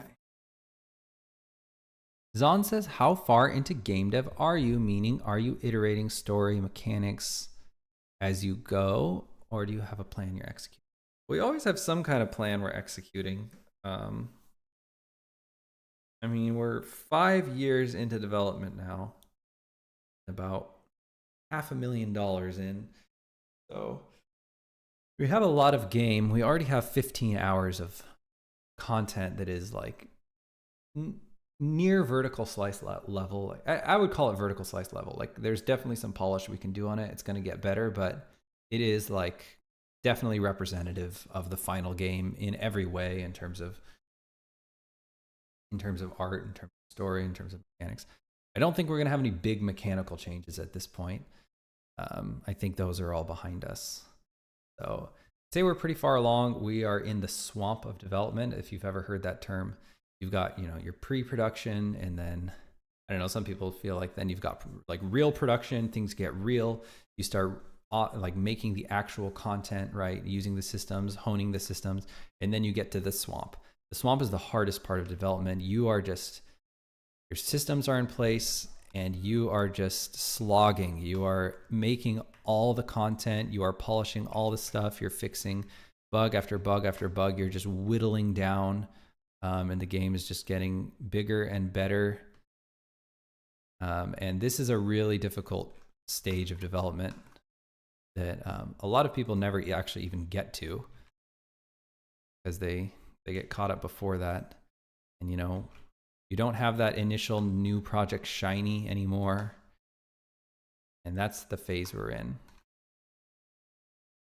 And it's actually one of my favorite phases of development, even though it is, well, some people call it the swamp. So some people, you know, have some negative connotations. It's definitely the most worky part. It feels very, you know, like real, like constant labor, but I just love the game getting done. I like the checklists. Like we just have checklists and checklists, and we make new checklists. We finish our checklist. We make new checklists again. We play the game. We come back with 200 things we need to fix. You know, like this is wrong. This is wrong. This is wrong. This is wrong. Like this, you know, there's a bug here. The pacing is wrong here. The player should not get this quest here. The player should not be able to do this until they've already done that. Oh, well, there's no breadcrumb here for the player to know what to do. They're getting stuck, so they need some kind of helper. They need an NPC here. They need that to trip line. The NPC needs to talk to them, but the NPC needs to not be there if there's some other quest going. It's like all this stuff, and you just keep making checklist and checklist, and every few months you play the game all the way through. Preferably, if you can, you get a new playtester that has never played the game before, and you just watch them play the entire thing all the way through. It takes like 10 hours. And you just keep doing that over and over again. And then slowly but surely, your game goes from extremely shitty to just kind of shitty. And then you keep doing that. It goes from kind of shitty to, okay, maybe it's good, getting there. And keep doing that. And when you think you're done, then you keep doing it and you keep doing it and you keep doing it. And then you want to tear your eyeballs out. And you say, I never want to see this game ever again. And I certainly never want to play this game ever again. And then you keep doing it. You do that for like another 1,000 hours of your life. And then finally, you have a game that some people will like, but also some people will say is the biggest piece of shit that they've ever played in their entire life, and they hate you and they hate your entire family and that you're a moron, that you should go die. But other than that, game development can be pretty rewarding. We catch up with chat.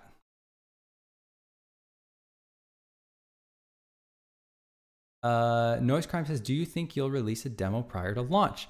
Maybe for Steam Fest? Yes. Every game has to do a Steam Fest. Like, I mean, that's not technically true, but you're insane if you don't do one, because Steam Fest are the best way to get wish lists. And this is the new way that games are sold in the world. You do a Steam Fest, you knock people's socks off, you get a bunch of wish lists and a bunch of hype, and then you release your game. Preferably you do the last wish list before you launch. You want your game to be as done as possible. And you know, this is what all the games are doing these days. And you need to be in the top. Like when you are in the Next Fest, you need to be on the front page of Next Fest. Your game needs to be that good that people cannot ignore it. And you need to, you know, polish the bejesus out of your game and plan everything around it and plan all your press beats around it. And you need to have like other hype leading up to it. Maybe even a new trailer that nobody's ever seen before that comes out. And you just need to create this massive press beat for it, as big as you can. It's almost like, you know, I feel like Steam Next Fest is now maybe just as critical as your actual release, or at least just short of it. But everything is all about the Next Fest. You've got to do the Next Fest. So we're definitely planning on doing Next Fest.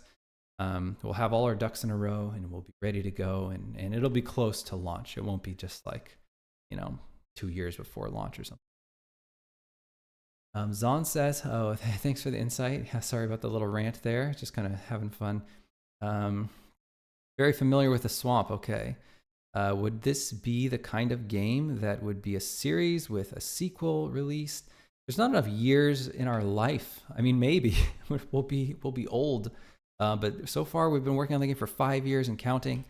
So we have no plans of a sequel, but it's going to be a big honkin' game.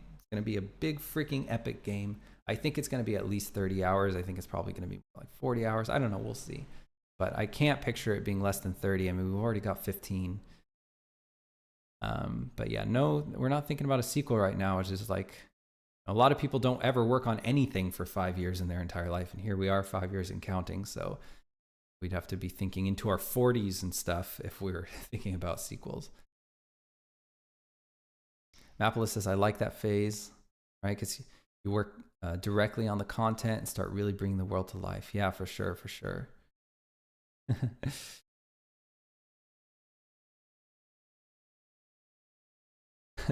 People hating on the family. Now, people say the craziest stuff, man. It's not really that people say crazy stuff. It's just that when you have 1,000 people saying something, you're going to get some completely batshit nutty comments. It's not like 50% of the reviews are saying, I hate your family, like that. Noise Crime says, Steam Fest seems to be oversubscribed now. The last one I felt there were way too many games / demos. Still worth it from a player point of view, though. Definitely wish list and plan to buy a few.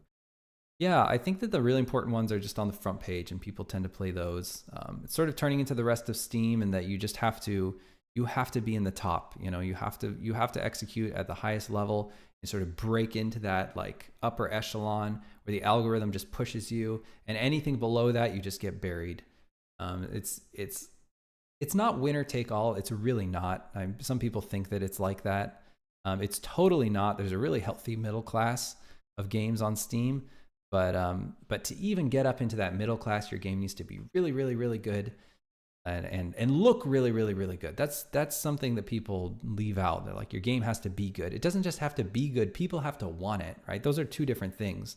So people need to want it immediately when they see it, and if you can do that, then you'll be sort of, in the top of the next fest, which happens every 3 months, and you'll just get a crap ton of wish lists. Hopefully you'll get, 10,000 wish lists on the low end, maybe 20,000 wish lists. Some games are getting like 50,000 wish lists in next fest.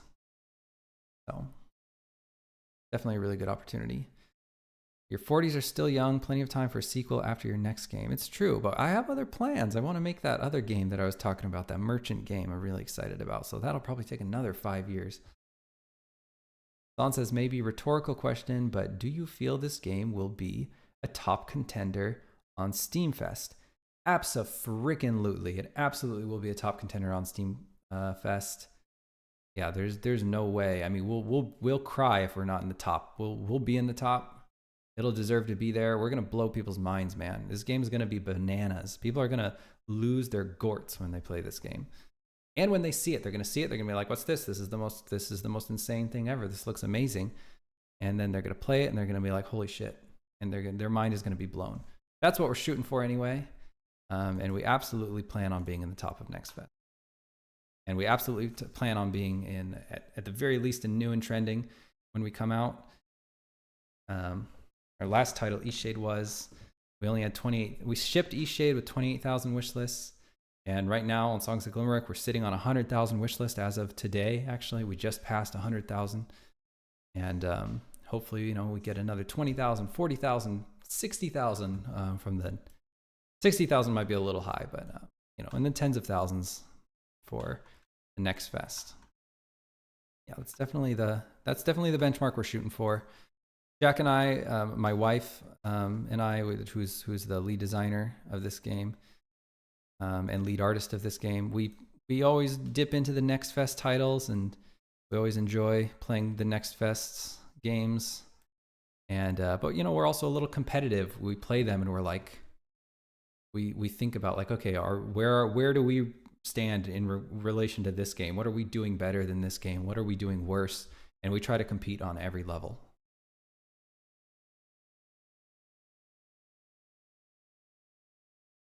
Noise Crime says, I'm intrigued by that gap in the bushes, trees by the picnic rug. Are you talking about this one? Or are you talking about this one? Because that one's not good. I think we got to cover that with something. Maybe they need to be cozier together or something. I hope you're talking about this one.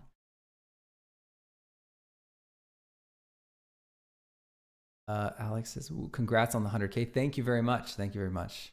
Yeah, it took a while. It was 2 years, but so it's not, the wish list velocity is okay. I'd feel a lot better if we got that 100,000 in 1 year, but it's still pretty good. Yeah, we've got a good chance here. But our biggest marketing beats are yet to come. We haven't really put on the gas yet the way that we will once we're like 6 months from launch. We're just going to start going bananas and have new trailer, new content to show. Just polish everything up and try really hard, be much harder on the social medias. I'm going to be much harder on the YouTube side of things as well, and hopefully we can get the party started. Looks very deliberate. Oh yes, it is very deliberate. Yeah, that is a major passage way. So I'm glad it's that one that intrigues you. Mapolis says, what are your best ways of getting wish lists outside of Next Fest? I always say this, and it drives people insane. I'm going to try to put more ferns here, by the way, as I'm gabbing. Actually, let me go ahead and put the viz cam here. Oh, I got to save this. See how the ferns are looking? They're okay. They're okay. I think we've got something here. I think we can make something out of this. This drives people insane, but the best way to get wish lists, and I'm very confident of this, is just your store page itself on Steam. Like most of our wish lists come from internal traffic on Steam. Like a lot of people say that like you need to bring your own traffic to Steam, and that is not true in my opinion. Steam gives you an unbelievable amount of traffic, like more traffic than you could ever even engineer yourself.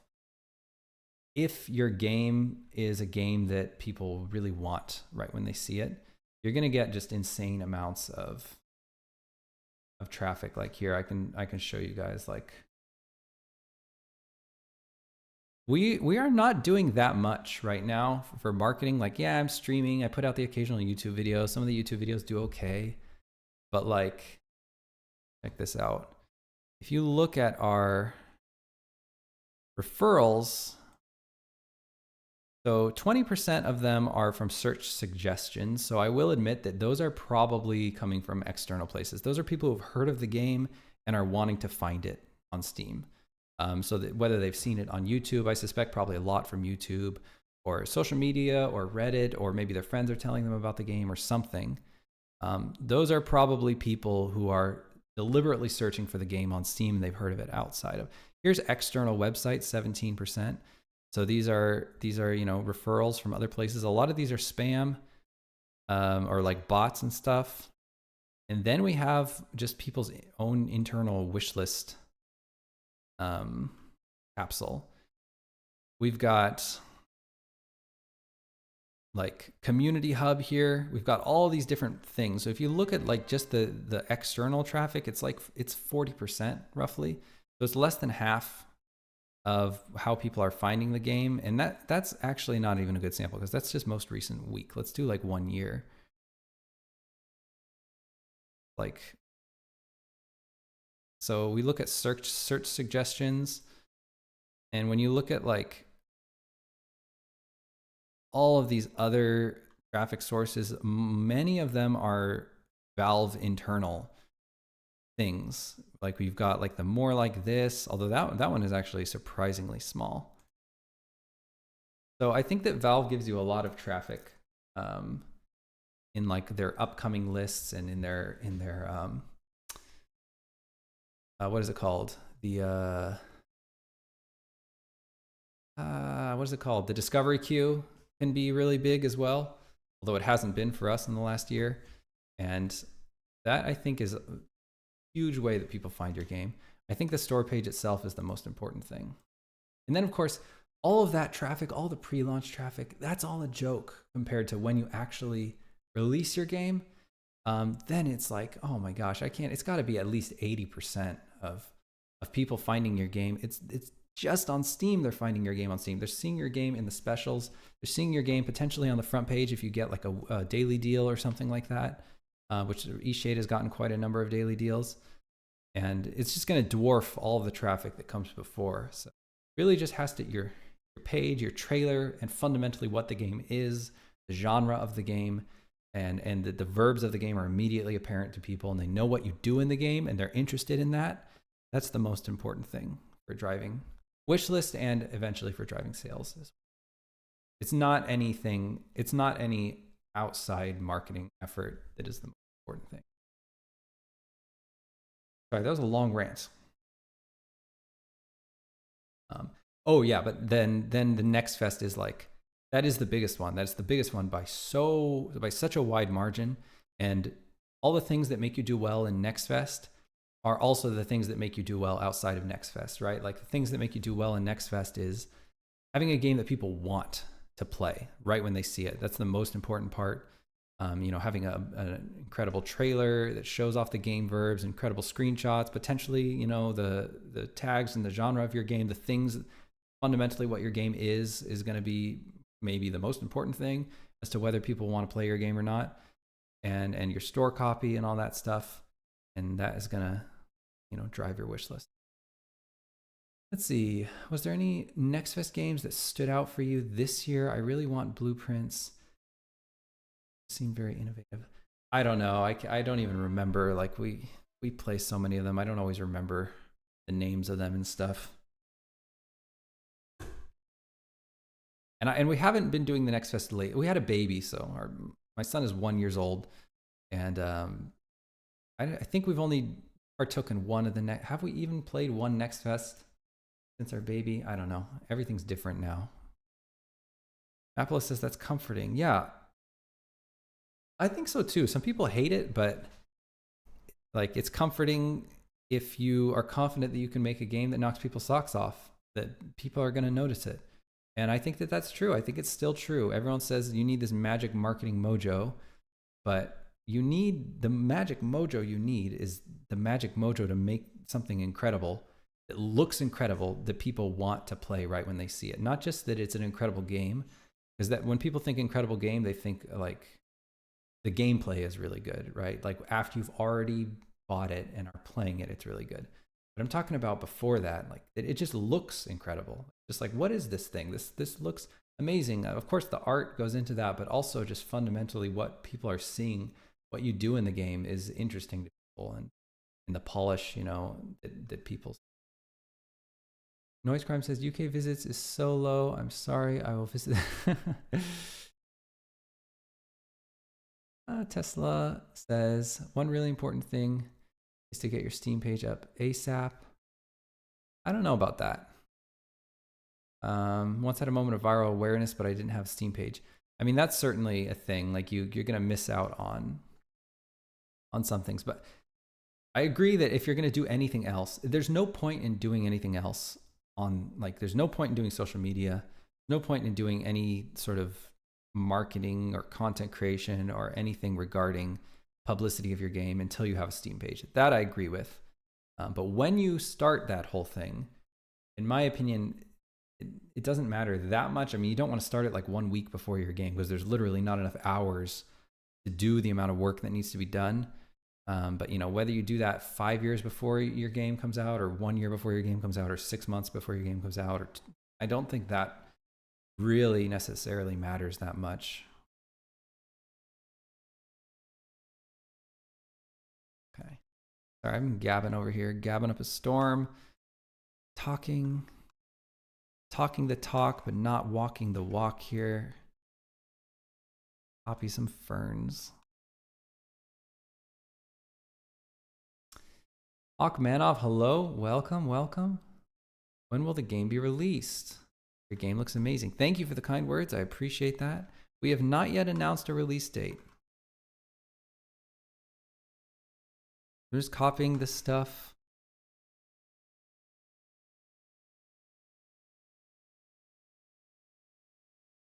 Yeah, typically when developers announce a release date, it's like it's kind of a big deal. It's usually a big marketing beat.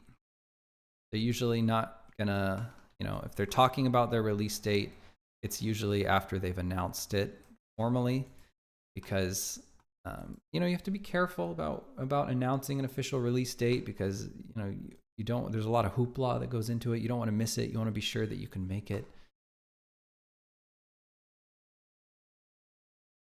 So, unfortunately, it's one of those things. It's of course the question that everyone wants to know, and that's flattering. I mean, that's good reason, right? Because people want it. They want to play it, so they want to know when they can play it. And that is wonderful. You definitely want people curious about your release date, asking it. But unfortunately, it's one of those things that got to be a little bit careful with.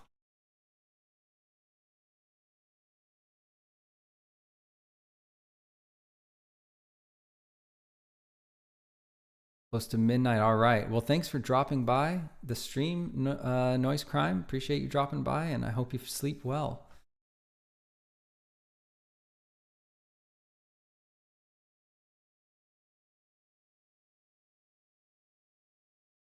Okay. This fern field is looking pretty not good. I don't like it. Don't like it. There's got to be some other ferns. I wonder, is this a situation where if I just did more, it would look better, or am I an idiot? Let's see.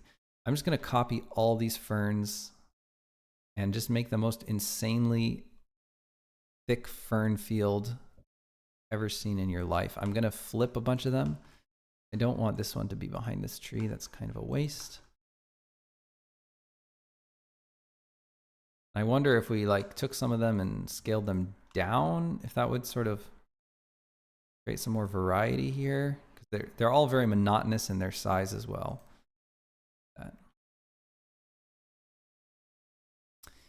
feel like you need a big rock for the ferns to cluster around. That might be a thing. Some kind of big rock. Let's see if we can get a big rock. It's a good idea, Mapolis. Let's try that. This is a bush. Maybe a bush. Could be a bush. We have a rock cluster here. A big boulder here. Let's take this big boulder and this big rock cluster and let's see. Them right here. Put them in this fern group.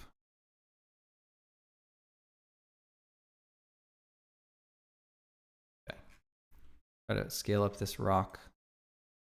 And then we'll take this rock cluster. That like here. And right now that's just all overlapping. I'm gonna have to delete some ferns. Yeah, I definitely think that's better. I mean, it definitely fills up the space because it's just so many ferns.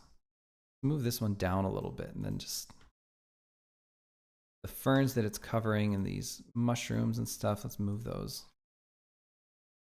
out and around.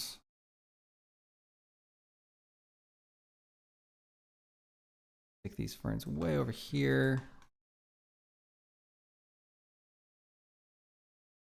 Well, let's put it like here. A bit of color. Yeah, from all the just green onslaught. Yeah, I agree. I think that's a good idea. Could potentially do a big bush as well. These rocks right here. I think we just delete. I don't know why I can't select. There we go. Just delete some of these.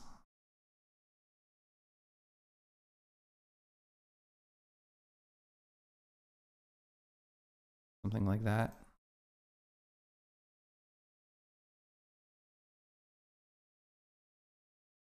That's pretty good. Maybe we want some more rocks to support over here. Could also go with like a bush. At least the bush, you know, would be something else. Maybe just too many ferns. These ferns, they just I've never been stoked about them. At least they were never designed to be the sort of bread and butter thing that I'm trying to use them for. They're actually designed to go in the botany classroom as like a little side. Like Jacqueline just drew them in the original concept as like a little, oh, and there's some ferns over here in the corner. And they look great in that context, but I'm trying to just like make a whole freaking field out of them. And it's not quite working. Let's get this one fern right here. That way up.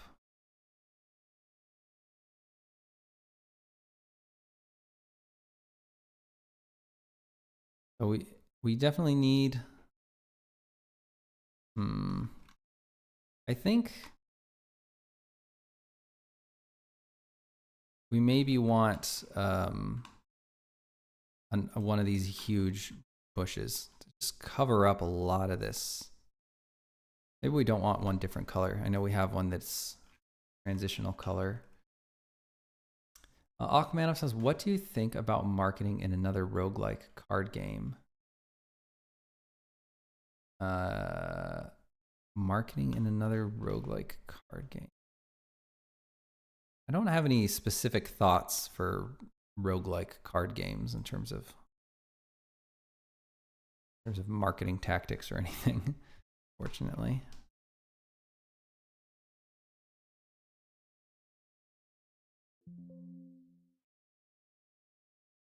Oh, we got a raid. Okay, let's see.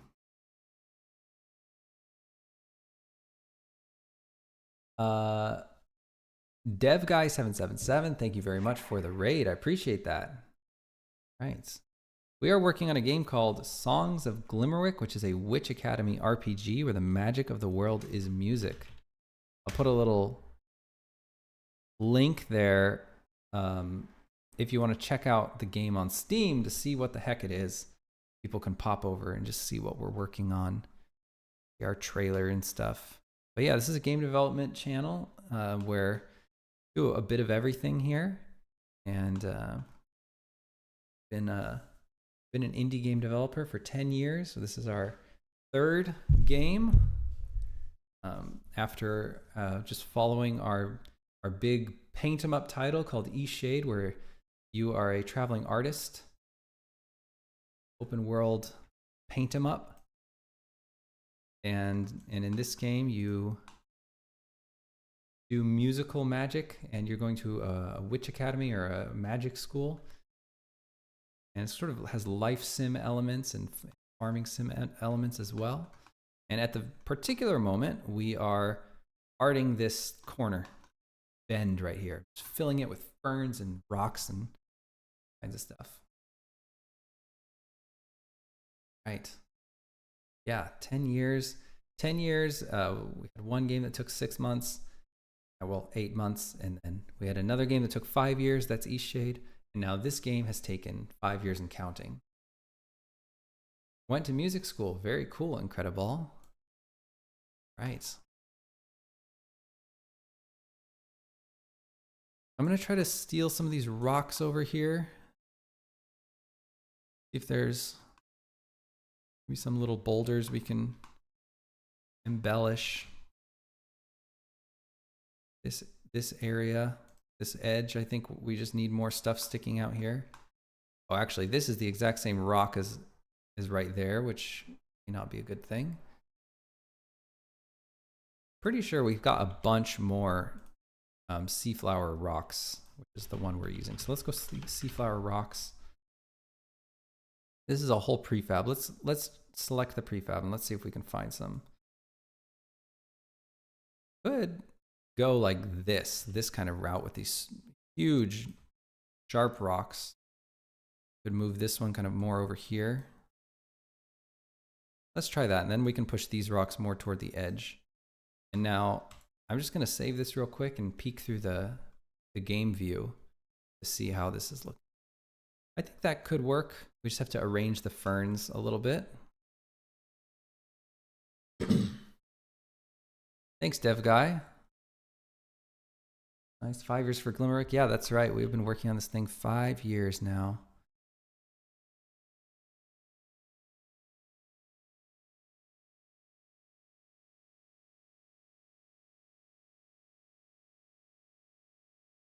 Okay, just moving these ferns away from the rock. We don't want them just on top of the rock. And then there's a bunch of ferns behind the rock, which I'll just delete here.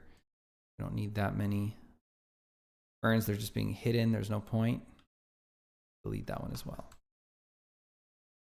And let's take a look at that. Are the ferns billboards? These ferns are, some of them are billboards, but some of them are like kind of these weird meshes. You can see the mesh here. Like some of the fern is on the ground, so it has a little plane. It's like a little L plane. But yeah, some of them are just straight billboards, but most of them are these little L planes. Like I think this one is a straight billboard. No, actually, even that one's an L plane. Yeah, they're all little L planes. That's just so that when the player walks up to them, like you see there's some ferns poking downward. We don't want the player to walk in front of those. We want the player to walk on top of those. So that's why we have L plane. And I'll have a little runabout shortly here, because actually I haven't run around in a long time. So let's give this a save. Let's back up and turn off the dark forest prefab. It's only on so that I can visualize what I'm doing. Turn that off, and let me try running around in this whole area we've just fleshed out. Okay.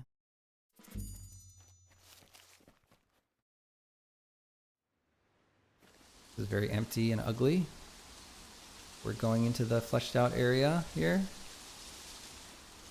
So this will need like rocks and support and stuff. So here's the fern madness over here. It doesn't look terrible. I don't think it looks bad. I actually kind of like it. think it looks pretty good. And I like all these mushrooms here are sort of like foreboding, or foreshadowing rather. And this passage looks pretty good. Especially these roots are working well. I think they're blending well. It's a little bit sparse over here, but you know, it's not clobbering us with detail. But I think the roots work well. So I like this bend, and now coming around, this tree wall is effective. It's definitely looking like a significant wall here. We need to fill this area because I'm seeing some empty spots over there. Just coming around this bend. I think this maybe we need to fill with something because it's looking a little Spartan. Here we come to our little set piece moment right here. I think it's great. Got this little tree, this little log. It's huge. Absolutely massive. If this tree was on planet Earth, it would be, I think, the biggest tree on planet Earth. This is looking great. This whole corner looks great. I like the shrubbery built up here. And when the player goes through this, it'll actually be a portal. So they'll go through this and then it'll fade to black and they'll be in a new area. I'm really happy with how this is turning out. Maybe some rocks and mushrooms. I think we can go there. Okay. All right. Apolis and Akhmanov, thank you guys. Glad you guys like it. Yoroshiku says, I just bought East Shade like 2 minutes ago. Thank you. Thank you for that. I really appreciate that. Thanks for the support, and I hope you enjoy the game. In hopes that it will help fund Songs of Glimmerwick. You are too kind. You are too kind. That is really nice of you. Oh my goodness. That is way too nice. Wow. Thank you so much. Really appreciate that. And yes, it does help fund Songs of Glimmerwick. Absolutely does, because we're running out of money. A little bit. I think we'll be okay. It'll be tight, but I appreciate that.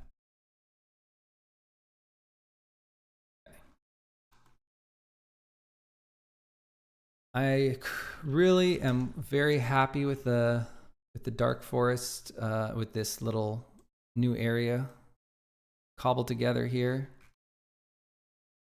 Say it's like a solid 6.5, 7 maybe. Not bad. So I'm gonna fill this area, I guess, with some maybe rocks and mushrooms. Let's try these little blue fellas. Stick all those in.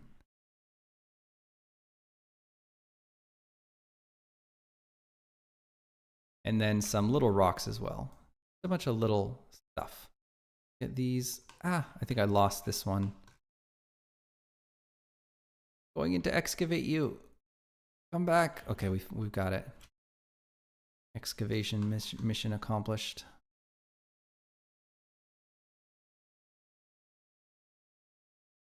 Oh crap, I forgot. I need to move some clothes into the dryer. I'll be right back. We enter the house and find ourselves in the forest. That's a debug door, so that house is actually not enterable. I'm just using it as a sort of instant way to transition to the interior that we're working on. 1 second, folks.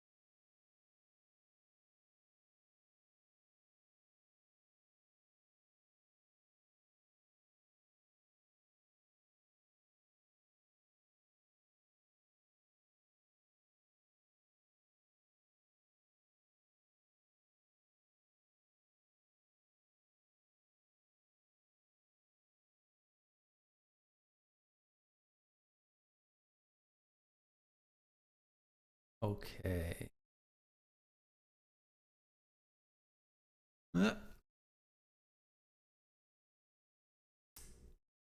Haven't eaten in about 6 hours. You're probably hungry. Okay. I'm pretty hungry myself. All right. Well, thank you for dropping by, Dev Guy. Appreciate it. Keep expecting some glowing eyes. I think we need some glowing eyes. In fact, I'm going to add it to my Trello. Glowing eyes in the dark forest. Gotta have them. Okay.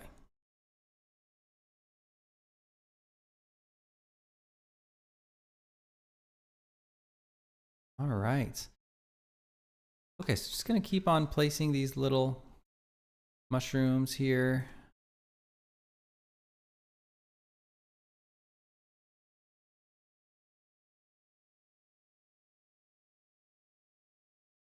And maybe some rocks. Should we put some rocks? I don't know, let's put some little round fellas over here. Some of these little fellas.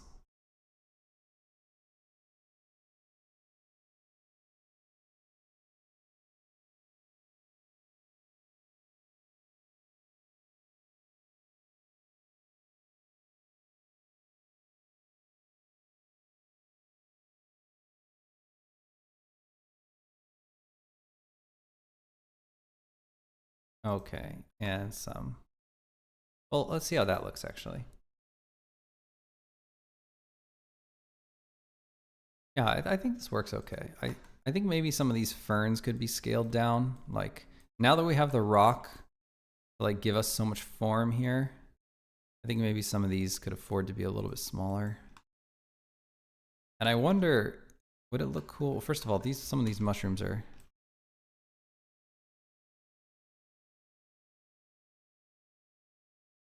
growing out of the rock, which doesn't make any sense. But these little fellas, let's put those in there. Some of this stuff. And we probably could really go over this entire path with these little rocks. Like this here. And then I'm wondering if we could mix these white mushrooms with these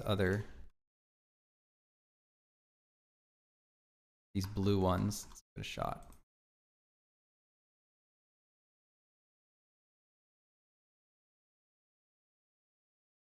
See how that looks.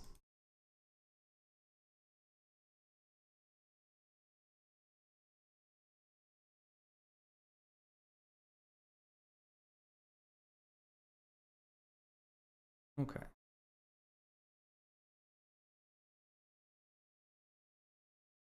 Now let's move our viz cam over so we can see what we're doing. Turn it off and turn it on. And give that a save.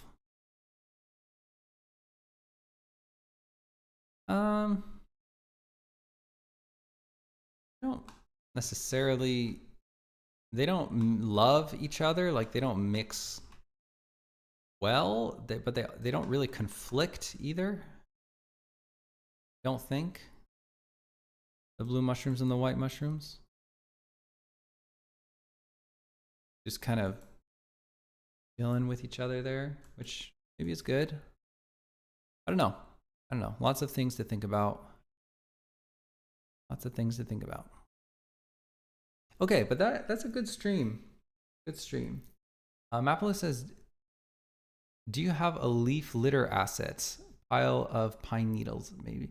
No, we don't. Yeah, I wonder. I've never tried a pine needle pile. We've tried leaf piles and we can just never get them to look good. Like, I personally think leaf piles don't work well as decals because they tend to get so scattered that I think that they work better as a ground texture with a blend like we have done in this area over here. Like this is basically how we handle leaf piles. They're just like the entire ground. So here's a leafy fall looking forest. But yeah, I haven't been able to get them to look good as a decal. I've tried multiple times. I cannot get it to look right. So I'll kind of give up on it. Maybe there's a way, but I haven't found it yet. Good idea though. It is a good idea. Good thought. Pine needle decal I have not tried. Maybe that's something to try. Good work. Yeah, but definitely particles. We won't have like dust, little specks of things and whatnot. Good stuff. Good ideas. All right, folks. I want to thank everyone for hanging out. I know we've probably already seen our games by now, but if you haven't seen our games, oh, there's the Moobot just did for link to the YouTube channel. Yeah, we've got a YouTube channel too. I'm making content. I'm pretty active on there. If you're watching this on Twitch, please pop over to YouTube and see if that content tickles your fancy. We've got everything from devlogs to sort of more developer facing stuff. Got a popular video on marketing, and how it's probably not why your game failing, if it is failing. A couple other topics. I just released a video about quest design, and all the avenues of goodness in a quest design, different lenses to think about when designing quests. So if any of that sounds appealing to you, then please don't hesitate to check out our YouTube channel. Of course, if you're new to the stream and you have not seen our games, please also don't hesitate to check out our games on Steam. I just left a link there with the Moobot to our game, Songs of Glimmerwick. Check that out. See if it's your cup of tea. And if it is, please don't forget to give it a wish list. Okay, that is all for now, folks. Hopefully I'll see some of y'all next streams.